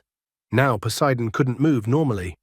Ying Che immediately moved behind Poseidon's now defenseless back again. After taking a closer look at Poseidon, the guy was happy because he had managed to find the core in Poseidon's body. Hearing his words, Poseidon tensed up, realizing that he was in a bad way. At that moment, the guy even happily said, "The perfect combination of strength and skill, and that every throw breaks new records." After saying that, he swung his spear and threw it straight at Poseidon, trying to hit the core in Poseidon's body. As soon as the spear reached Poseidon, there was a deafening explosion that shrouded everything around him in smoke. The explosion sent a powerful shockwave in different directions away from Poseidon. Mo Xiaoxiao coughed from so much smoke that came towards her. She couldn't see anything, so she wondered if Ying Che had won. However, Wen Bei, being a monk, immediately said, "Amitabha." He then said in a high-pitched voice that the outcome was still undecided. Just as Ying Che threw the spear at Poseidon, the spear caught up with him and an explosion erupted. The system lit up red, warning the guy of the danger several times. The system also reported that the demonic and divine energy nearby was rapidly increasing. After that, the system notified the guy that the enemy in front of him was very dangerous. Ying Che was a little surprised that his core attack didn't work, but he waited for the dust and smoke from the attack to settle, as it made it difficult for him to see. Once the dust and smoke settled, Ying-che noticed Poseidon's extremely displeased look, as if the children's games were already over. Poseidon realized the guy's skills were really good. He also recognized that the guy had managed to corner him, so he could confidently admit that there was a bit of strength in the guy. At this, the sea turned blood red and incredibly raged around Poseidon. Imbuing his trident with energy, the sea god declared that this was the end of the guy's luck. For today, the guy would die in this place. After his words, the red lightning coming from the trident once again shot into the sky. However, Ying-che only scoffed at Poseidon. After all, everyone knows how to just talk. The sea god was going to answer for his words, so he attacked the guy with his trident. He even told the guy to taste his words. This time, Ying-che didn't dodge Poseidon's attack, but instead took it with his spear. He was amazed at how fast Poseidon's attack was. Ying-che could only retreat, while Poseidon attacked more and more furiously and chased after him at high speed, raising waves around him. It was as if Poseidon could taste the battle, and a small smile even appeared on his face. He wondered where the guy's arrogance had gotten him. With a wave of his trident, he easily knocked the spear out of the guy's hands and pushed him away. The sea god mocked the guy, for what was the guy going to fight him with now that he didn't even have a spear in his hand? After that, the sea god used Poseidon's bone ability. Suddenly, giant bones that looked like they were spinal bones appeared around Poseidon. The bones became longer and longer and started attacking the guy as if they were the same tentacles of Poseidon. It was as if Ying-che was fighting against Kimimaro. He was at least trying not to get hit by any of the attacks with his bones. The guy in this intense confrontation found a few seconds to ponder the current confrontation. He concluded that the contemplator realizes the place of heaven and earth, holds sacred the original essence of all things, and, abiding in their core, embodies the trinity of fundamentals. Through contemplation, one realizes the world, realizes nature, realizes the true essence of being at their core. Suddenly, Poseidon noticed something. In the same instant, a smile appeared on his face. He noticed that the guy was able to dodge so many of his attacks. The sea god even praised the guy, noting that the guy's tactical sense was impressive. However, he recognized that the lad's current level was too low. The sea god increased the intensity of his attacks, so it became incredibly difficult for Ying-che to dodge his attacks. Eventually, Poseidon's trident strike broke through Ying-che's defense and caught up with him. From such a powerful attack, Ying-che was severely injured and thrown back. But this time, the sea god did not stay to watch Ying-che fall, but rushed after him. Ying-che's back hit the giant debris of the wall and fell onto the debris. Poseidon rushed after him, continuing to claim that the guy's current level was too low. As he approached him and swung his trident, Poseidon told the ant in front of him to die. He then used Poseidon's wrath ability. Mo Xiaoxiao was worried about the guy. After all, he was not only the savior of mankind, but also their dear leader. Wen Bei, standing beside her, also became incredibly sad. However, no matter how difficult the situation was, Ying-che was not going to give up. He put his hands together using his trump card. Poseidon was wary, not quite sure what was happening now. A giant-sized symbol appeared around him and the sea god, and then Ying-che ordered the war god domain to be opened. In an instant, Ying-che and Poseidon found themselves in a gigantic battle arena.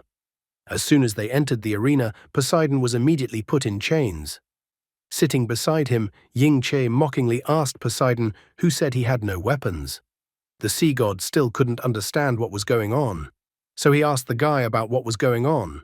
The chains that restrained Poseidon's movements were removed from him, but the chains also freed Poseidon from the trident as they carried it away with them. Now Ying-che was already mocking the sea god, noting that he had no weapons. Ying-che kindly explained to Poseidon that in his war god domain, his power is doubled, and since Poseidon is his prisoner, Poseidon can only use 30% of his strength. The sea god was astonished, for he had not expected at all that such a weakling would be able to create a personal dimension. In the end, he decided that such a dangerous opponent could not be left alive. So even though his weapon was taken away, Poseidon rushed towards the guy with his fists, wanting to destroy the guy at all costs. It had been a while, and it was already getting dark. The crescent moon in the sky was peeking through, illuminating the current battlefield. People were still trying to figure out what had happened. They were even contemplating the possibility that Poseidon and Ying Che had died together. But some were strongly against this opinion. A giant bloody ball appeared in the center of the sea, with a frightening energy emanating from it. Mo Xiaoxiao was holding Dandan in her arms at this time. She asked the others to wait here while she went and checked what had even happened there. Shangguan Guozi agreed with her decision and asked her to be careful. Then she held out Dandan to him, but the guy noticed Dandan's displeased look and immediately thought that he didn't like it at all. Meanwhile, in the war god domain, Ying Che once again went behind Poseidon's back and stabbed him with his sword. The sea god couldn't understand when the guy had managed to get behind his back, because he was now standing right in front of him. However, Ying Che did not understand why Poseidon was so surprised by this. After all, Poseidon is a god. In the same instant, Ying Che in front of Poseidon began to collapse and disappear in the wind, as if he was a blood clone. Ying Che continued to mock Poseidon, declaring that his weapon was the Wushan sword. He then swung his foot and kicked Poseidon, who managed to block his attack by covering his face with his hands. But the kick was so powerful that Ying Che threw Poseidon away like a soccer ball. Poseidon was no longer as calm as before. He realized that the situation was getting worse for him. He managed to dodge the sword that Ying Che attacked him with at the last moment, because judging from the sparks and flames, this attack would have seriously injured him. Now Ying Che was already on the attack, and Poseidon could only dodge his attacks. Ying Che was also psychologically pressuring Poseidon, continuing to bring back the words Poseidon had said earlier. He scoffed at the fact that all Poseidon could do was cowardly run away. The sea god's pride was incredibly hurt, so he was angry that the nasty boy was saying such a thing about him. He stopped dodging, and gathering all his anger, he tried to attack the guy with his right fist. The sea god couldn't stand that such a pathetic ant was looking down on him. But Ying Che dodged his attack. However, this was exactly what Ying Che wanted, for Poseidon to make mistakes in a fit of anger. After finding Poseidon's vulnerability, the guy proudly declared that he would defend the human race and protect humanity. Therefore, he would judge Poseidon. After that, the lad delivered devastating blows to Poseidon with his sword. From such a devastating attack, Poseidon's body began to crumble like ashes in the wind. He couldn't believe that such a pathetic ant could defeat him. Ying Che, on the other hand, stood over him and looked down on him as he died. As if this Poseidon was just a pathetic worm. Poseidon was a sea god who had died at the hand of an ant. At the same instant, a system alert appeared. The system congratulated the guy on killing Poseidon for the first time and getting 10,000 points. But as soon as he heard the alert, he was astonished. After that, he was even more surprised. After all, he had spent so much time and effort to destroy such a monster known as Poseidon, and had gotten as much as 10,000 points for it. Suddenly, a magic crystal appeared in his hand, and the system reported that it had started the process of absorbing Poseidon's divine energy.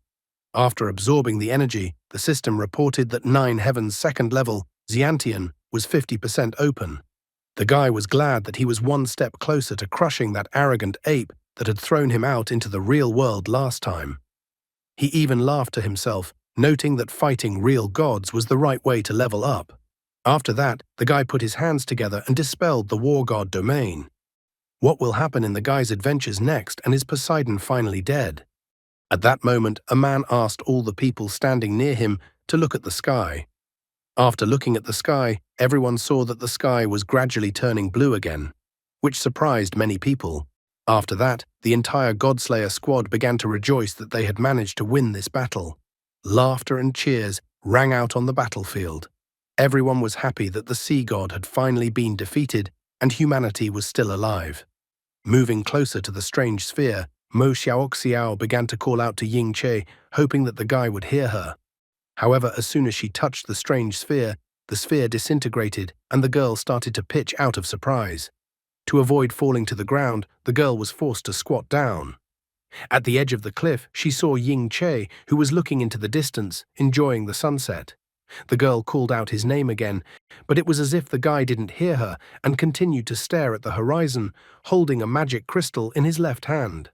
As it turned out, the guy was not admiring the sunset at all, but in fact he saw some mysterious symbol.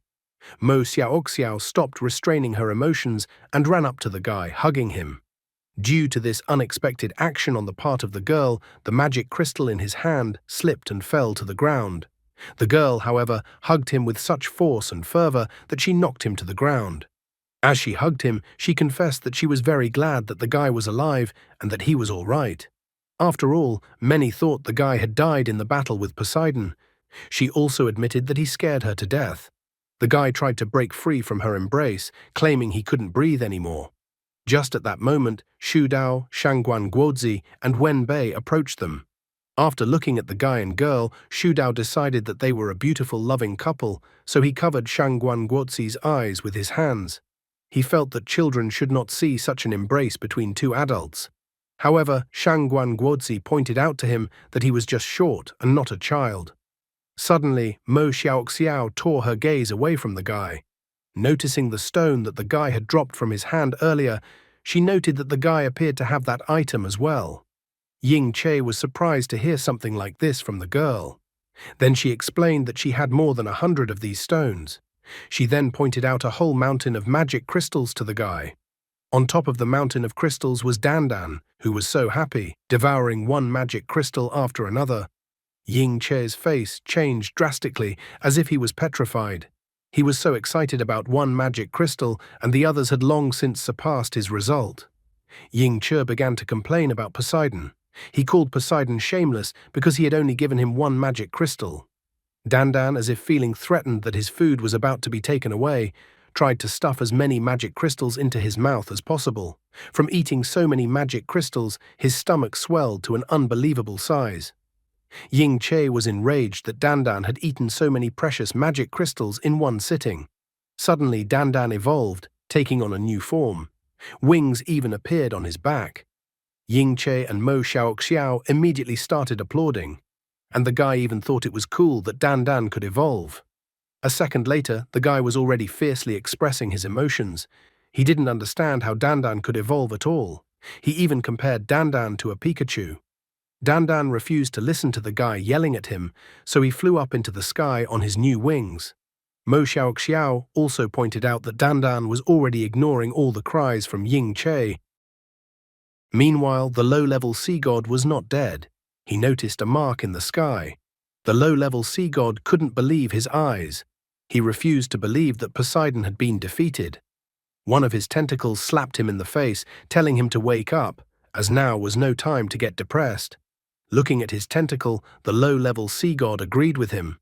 The low-level sea god was now mocking the stupid humans, for they had completely forgotten about him and didn't expect that he was still alive, and that such pathetic creatures didn't even realize that the sea god could be resurrected. His tentacle noted that since Lord Poseidon had been defeated, it meant that there was such a brilliant mind among the humans. So he decided that it was necessary to report this to the gods immediately.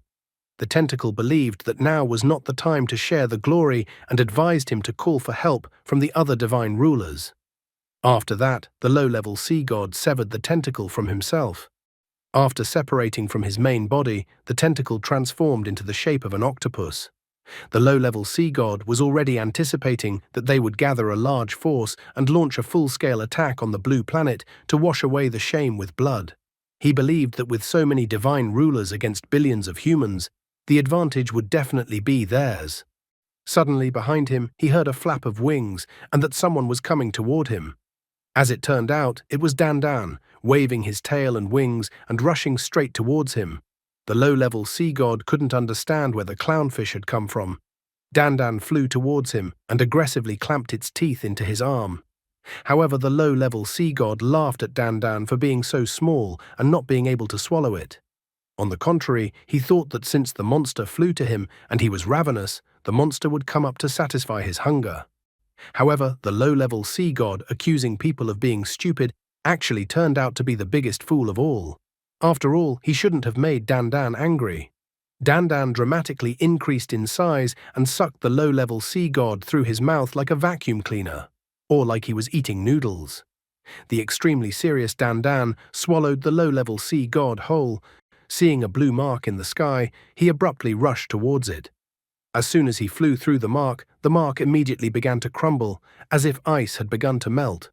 After a moment, the mark solidified and turned into stone. At that moment, a drop of ink fell on Dandan's head. Looking up, he noticed that there was a rift in the sky. The small octopus that had previously separated from the low-level sea god was trying to escape into this rift. Dandan rushed after it towards the small rift, but the tentacle had already managed to get through the rift. The tentacle turned around in fear to see if the monster had followed him, but he noticed that the monster was still outside. And then the rift began to close right before the tentacle's eyes. After that, the tentacle once again took the form of an octopus, and menacingly but relievedly went to fulfill the low-level sea god's last order. All Dandan could do was sadly watch as the rift in the sky finally closed and a small portion of the low-level sea god were able to escape to their world. At the same time, on the seashore, where the big battle of mankind with sea monsters had happened earlier, Mo Xiaoxiao on the ship that was carrying the kidnapped people, and then a megaphone materialized in her hand. The girl asked all the people not to be afraid of them, for they had come to save people and help them. A little boy asked his mom if they were really saved, and his mom answered positively to his question. The boy hugged his mom out of happiness. Tears appeared in his eyes, and he complained to his mom that he was incredibly scared. He also sobbingly stated that he really wanted to go home. The guy standing next to them also calmed them down, noting that everything was fine now. Behind Mo Xiaoxiao, another guy appeared and said that he wanted to join them. This was the guy who had previously refused to surrender and was tied up on the ship. After that, they watched the flag flying. Ying Che had time to point out that this time there were so many mutated sea creatures in the sea that a complete cleanup would be a long process. Mo Xiaoxiao agreed with his opinion, also clarifying that the biggest threat at the moment, Poseidon, had been defeated by the guy. As if out of nowhere, Shu Dao appeared, asking Ying Che to leave all the petty problems on them. The guy sadly admitted that he still liked Shu Dao's former rebellious image. He still remembered how Shu Dao had enthusiastically wanted to challenge him. The guy turned out to be nothing but a pathetic, yet hilarious clown at the same time. At the same instant, Dandan flew towards them at full speed, which Ying Che stopped with one hand. Ying Che smilingly wondered where Dandan had been all this time, and also why he had suddenly returned so suddenly. In addition, he noticed that Dandan had entered a growth phase and was noticeably heavier. Dandan didn't just rush towards him as the magic crystal behind his back showed signs of movement. Then behind the guy, someone used the sea god trident and the sparkling slash ability. The sea god trident pierced through Ying Che from the back. Ying Che crouched down from such a blow. Shu Dao became worried after noticing the trouble with Ying Che, but Ying Che told the guy to stay away from him. As soon as he said those words, he suddenly fell to the ground. Concerned, Shu Dao started shouting out his name. As Shu Dao continued to call out Ying Che's name, Ying Che's eyes slowly closed, and he could only remotely hear Shu Dao's shouts. Poseidon suddenly appeared and smirked, declaring that gods and demons were immortal and indestructible.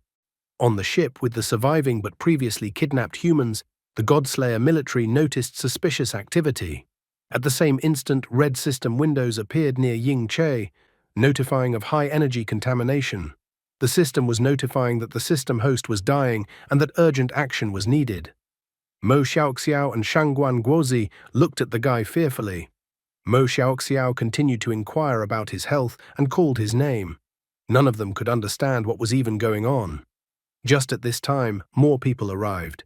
Everything around Ying Che started to turn into a quagmire, so the arriving people told everyone to leave the area immediately. The leader of the arrivals told the military to disperse the crowd away from here and block everyone's view of the place. He also told all subordinates to act in an organized and disciplined manner. This person was the captain of the special unit, Battle Elephant, known by the codename Teng She. The arriving military personnel ran up to Ying Che, pushing Mo Xiaoxiao and Shu Dao aside and telling them not to approach the guy. The girl couldn't understand what was even going on, and who these people who had appeared were.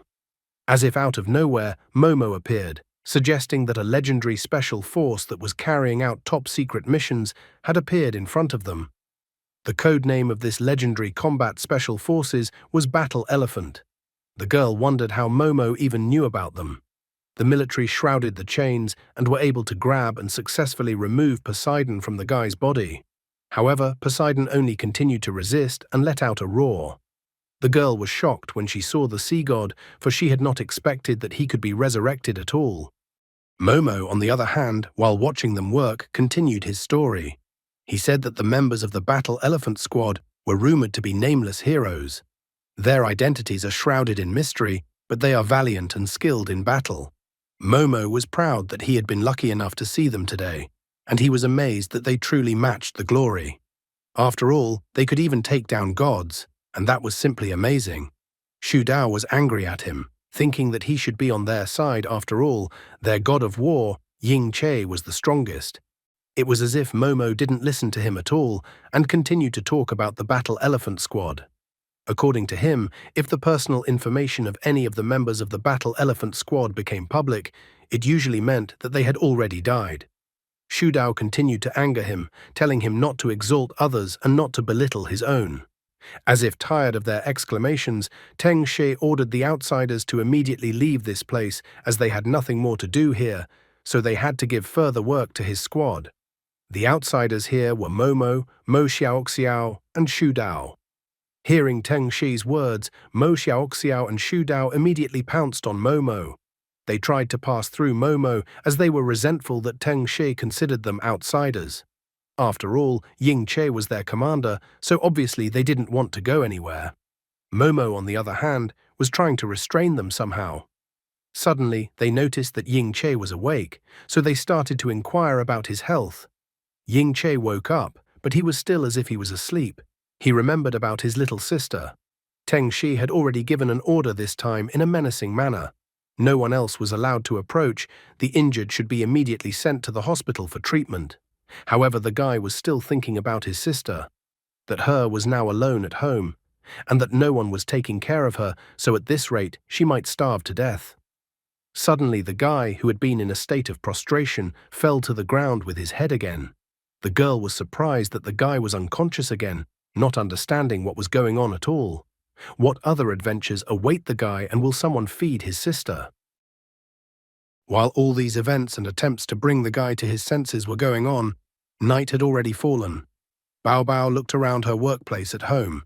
She remembered that her aunt, who lived next door, had told her that school would resume normal classes tomorrow. Therefore, it was necessary for her to prepare her textbooks for tomorrow's class. Tomorrow is Monday, and they have to have a math class. She hadn't checked her backpack yet, after coming home from school. Plus, there's a Chinese language class at school tomorrow. The book had been sleeping in her backpack the whole time, and tears even appeared in her eyes. Suddenly, the book opened its eyes. The book was slightly annoyed that it didn't even notice that it had fallen asleep. When Bao Bao walked over to her backpack, the book suddenly flew out of the backpack, screaming that it was finally free. Such a sudden turn of events frightened the poor girl. The mysterious book started to warm up, complaining that it had not seen light and freedom for a long time. So now it was happy as it felt a sip of freedom at last. But suddenly the book was grabbed by Bao Bao's hands, much to the book's surprise. The girl joyfully started shaking the book in her hands. She was happy that the book from the dream was now in her hands. She even thought for a moment that it was sleeping again. At that moment, she pinched her cheek, which felt very painful. The girl was so happy that the book from her dream had finally really appeared in front of her. However, the book was not really happy about the girl's actions, but rather was frightened. Bao Bao couldn't wait to find out what secrets the book held, so she opened the book. The information she saw in the book made her dizzy, because she didn't completely understand what it said. The girl could not make out a single word in the book. With the finger of her right hand, she happily pointed at one of the symbols, thinking it was a 0. The book was itching at that moment from her touch. Suddenly the book laughed as the girl was essentially tickling the book with her finger. Just at this moment, Mo Xiaoxiao appeared. The girl happily told her that the book in her hands was quite funny and that the book was even laughing. Mo Xiaoxiao stared at the book suspiciously, wondering if she heard correctly that the book suddenly started laughing. The book's face covered in cold sweat, realizing that the path to freedom could be cut short in an instant. However, Mo Xiaoxiao didn't believe the girl, thinking that the girl was just at that age now. Bao Bao was perplexed by her reaction. In the end, Mo Xiaoxiao walked over to Bao Bao and took her hand, asking her to ignore the book for now. She was going to take the girl to her brother's place, and she even said that she would pack for the girl herself. After all, they had to leave rather quickly. Bao Bao obediently agreed to her request, probably because she wouldn't have to go to school tomorrow since she was going to where her brother was. The next morning, Bao Bao arrived at Jingzhou First City Hospital. Bao Bao was surprised that they had arrived at the hospital. Mo Xiaoxiao, walking with a bouquet in her left hand and holding the girl's hand with her right hand, confirmed that they had arrived at the best hospital in Jingzhou. The girl never let the magic book out of her hands and even went to the hospital with it. The book was shocked as to why they were going to make sure to come to Jingzhou Hospital. The book didn't understand at all how she was brought back here again. As soon as they stepped inside the hospital, there were balloons hanging all over the place, as well as bouquets of flowers standing around. There were even wishes for the hero to recover soon. There were flower bouquets all over the hospital corridor, even making it difficult to pass through normally. Mo Xiaoxiao and Bao Bao were completely shocked. They felt that everything was too exaggerated. The man abruptly snatched the bouquet of flowers from her hands. He was extremely dissatisfied with another delivery of flowers to the hospital. The man angrily expressed everything to the Bobo doctor to rein in his patient. As the old man was tired of removing these flowers because they again blocked the whole aisle, the doctor politely apologized to the old man, thanking him for cleaning. The girl didn't understand what kind of great hero it was that had been sent so many flowers. Meanwhile, Mo Xiaoxiao and Bao Bao approached the room where Ying Che was. Mo Xiaoxiao was slightly surprised that the girl didn't realize who this person was. Therefore, she decided that Dr. Bao Bao would explain everything to the girl. After all, here was someone who had saved the world but unfortunately got hurt. Ying Che was hooked up to a life support machine and was in pain without regaining consciousness. Next to him was a magic crystal that helped him resist the resulting ailment. The girl was stunned to see her older brother in such a state, and tears appeared in her eyes. Bao Bao tried to approach her brother, but Mo Xiaoxiao asked her to stop immediately. After that, she learned that there were anti-magic protective devices installed everywhere in this place. If she got too close to her brother, it could affect her brother greatly. Mo Xiaoxiao asked Dr. Bobo if Ying Che had woken up. The Bobo doctor wanted to tell her, but suddenly hesitated as if he didn't want to talk. Mo Xiaoxiao instantly understood his reaction, wanting to leave the room with the doctor and talk there. However, Bao Bao, although still too young, was by no means stupid. Therefore, she wished to find out what happened to her brother.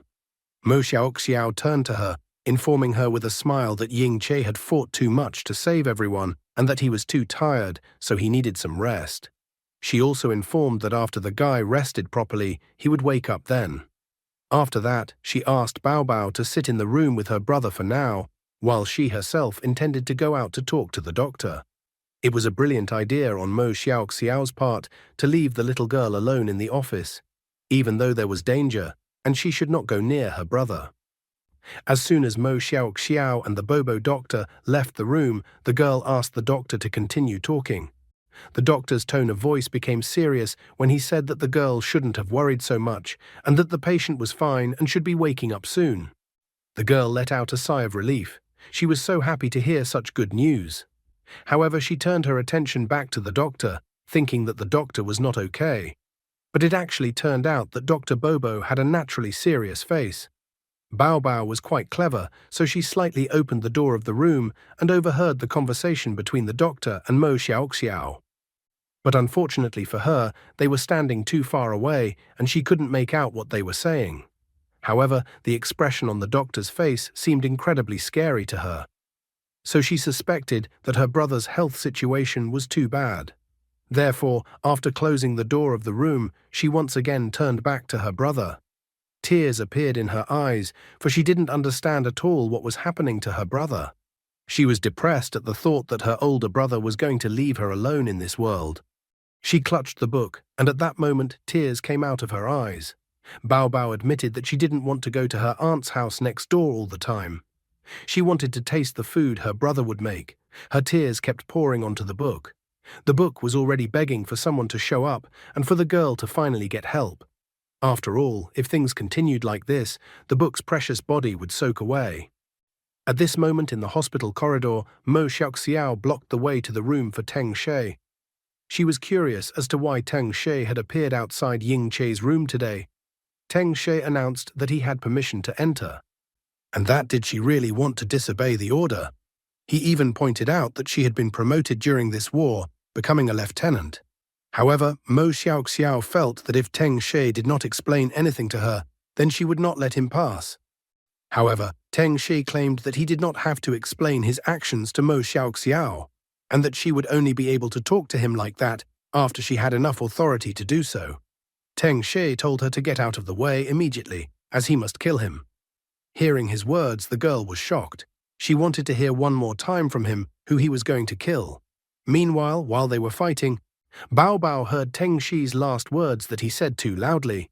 She was shocked and scared that they were going to kill her brother. The girl clutched the book in her hands tighter and tighter. She didn't know what to do or how she could save her brother. The book in her hands was already gasping for air. At this moment, Ying Che was in unimaginable pain, and even in his sleep, his teeth were clenched together, trying to bear the pain his body was experiencing. The military officer standing behind Teng She informed him that a huge energy surge had been detected nearby. Teng She was surprised by what his subordinate said. Turning his attention to the monitor, he realized that it was a huge amount of energy, and that if it got out of control, it would be too late. Realizing that they were out of time, Teng She drew his weapon, telling the girl to get out of his way immediately, and that if she didn't get out of the way, he wouldn't be ceremonious with her. Mo Xiaoxiao was not intimidated by his words. She had no intention of backing down, wanting to even match strength with Teng She. The girl used her 1,000 transformation ability, and a weapon immediately materialized in her hand. Teng She tried one last time to convince her to get out of the way. He was already angrily wondering if the girl really wanted them all to die. Mo Xiaoxiao said with the same anger that if he wanted to pass through, he had to pass through her first. Teng She pointed out that the girl had asked for it, and that she shouldn't think that he wouldn't dare shoot her. Their screams continued in the hospital corridor, where they were scaring each other with their guns. Already, even the Bobo doctor had to intervene. He told them to stop their arguments immediately. At that moment, the room's knob pulled down. Bao Bao, with a book in her hands, took a defensive stance. Tears flowed from her eyes, but she stood confidently, unwilling to let anyone even come near her brother and kill him. Energy had even already begun to materialize around her. But at this moment, Ying Che woke up and crouched on the bed, taking off his breathing mask. So why was the guy able to wake up and not die? Also, will the book be caught and returned back to its owner, or will the book become Bao Bao's faithful companion?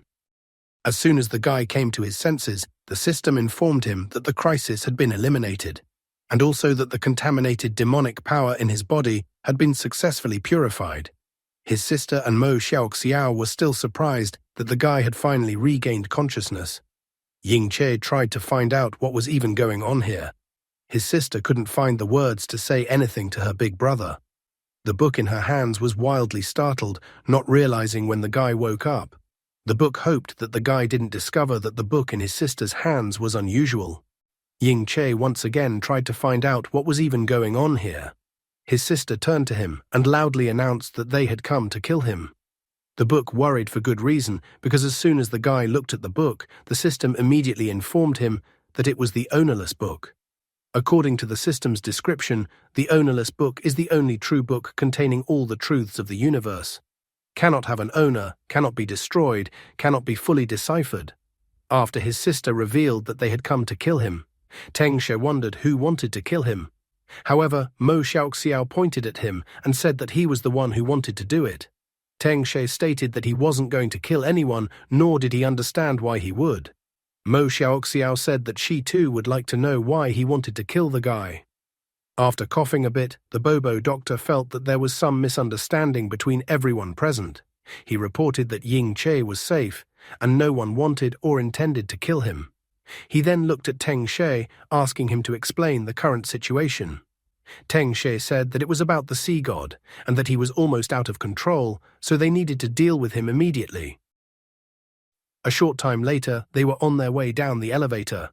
A door appeared in front of them, on which it was indicated that no unauthorized persons were allowed to enter.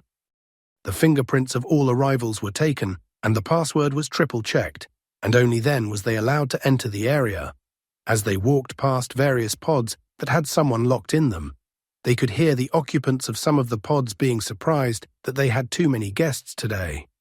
After walking some more, they found themselves near the giant capsule where Poseidon was. The old man saw them and told them that the situation was not encouraging. He said that all of the sea god's physiological indicators were becoming more and more active. Therefore, these few chains would not be enough to contain it for long.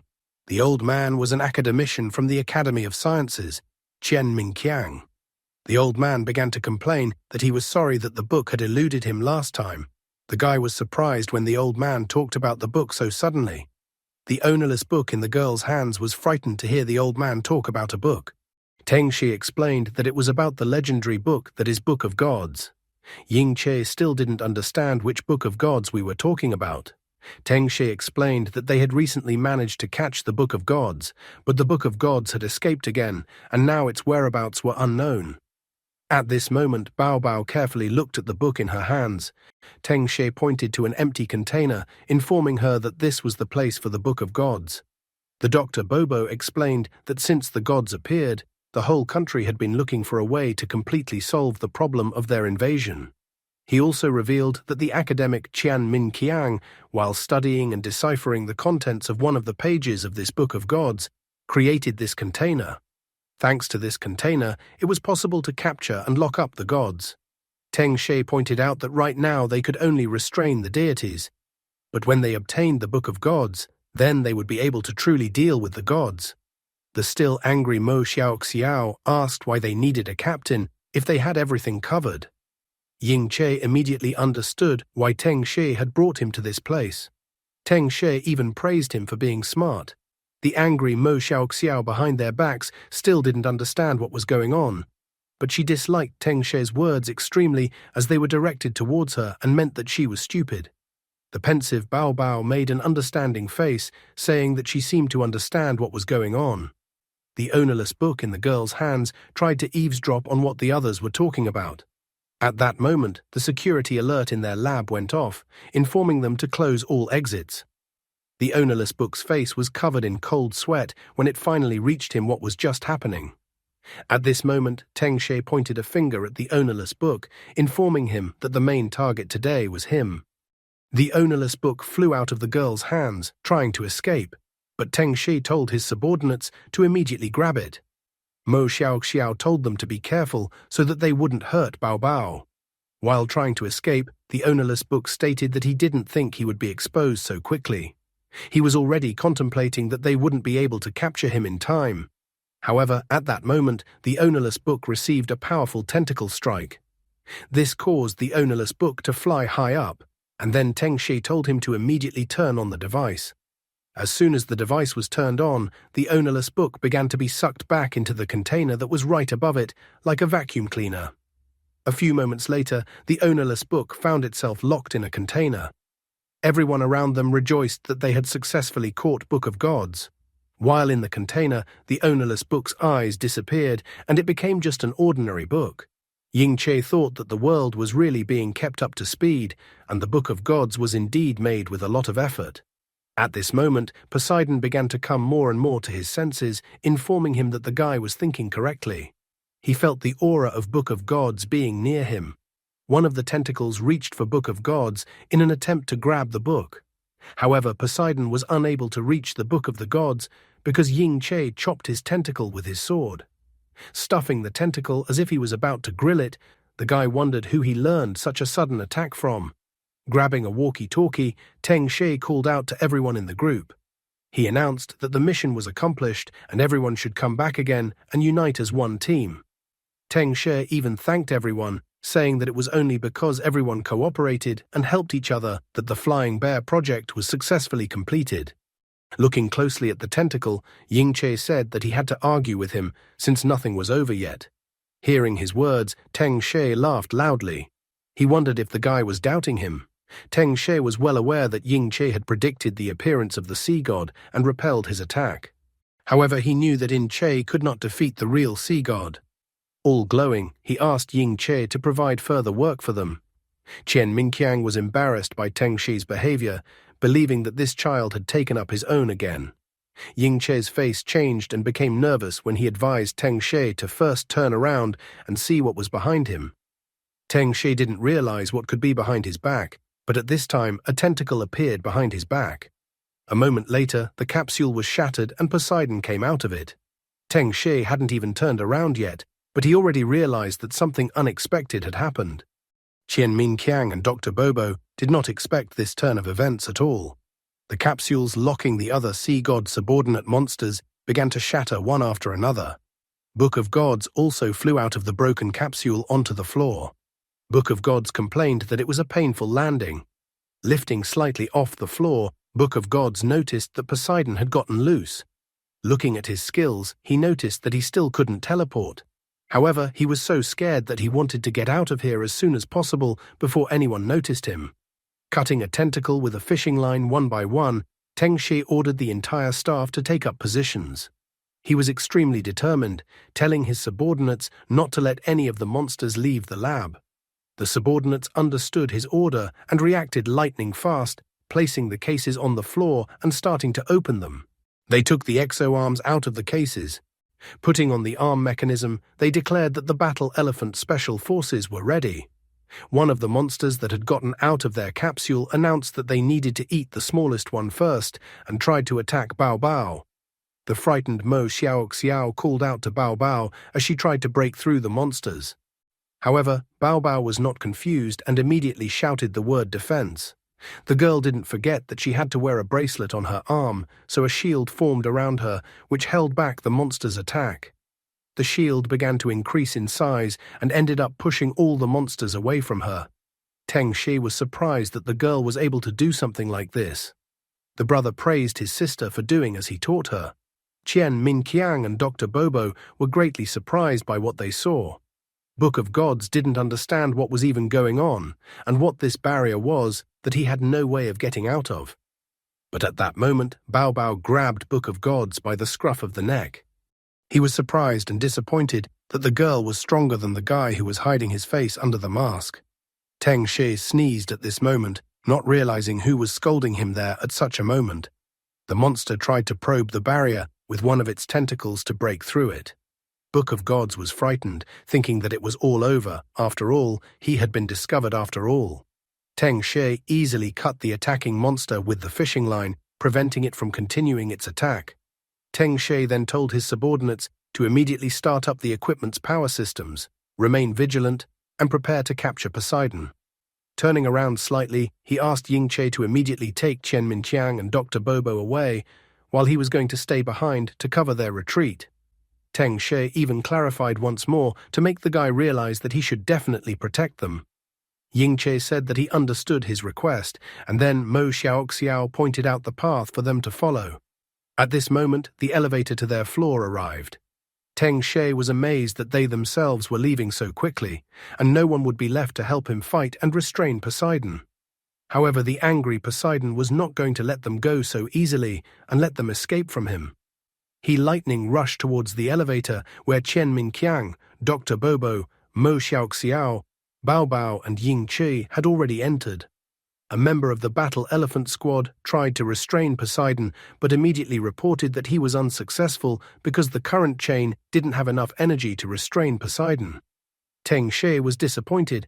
After all, they had only recently absorbed the energy from Book of Gods, and the energy should have been enough. Qian Minqiang didn't understand why they couldn't contain Poseidon. He couldn't believe that the latest weapon he had developed was useless against the sea god. Book of Gods was proud of himself, believing that his power was not something everyone could curb. Suddenly, the guy held the elevator doors with his hand. Mo Xiaoxiao tried to ask him why he stopped the elevator doors. He told them to go forward without him. After all, if Poseidon couldn't be restrained now and he broke out, it would be incredibly dangerous. Therefore, he told Mo Xiaoxiao to take care of the others' retreat.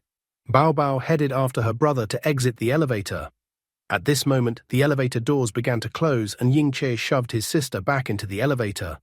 Before she could understand anything, the elevator doors had already closed behind her. In the same instant, a red light illuminated everything around her.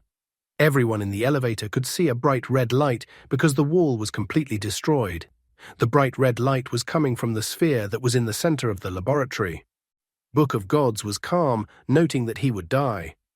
Now Ying Che would not have a day without an adventure. And his sister, though small, is not stupid at all and remembers what her brother taught her. What is Poseidon up to this time, and when will reinforcements from the other gods arrive? And that's all for today. Thank you very much for watching the video. If you would like to see a sequel, please like, subscribe to the channel, and leave your wishes in the comments. You can also subscribe to Telegram to know about new videos. Bye everybody.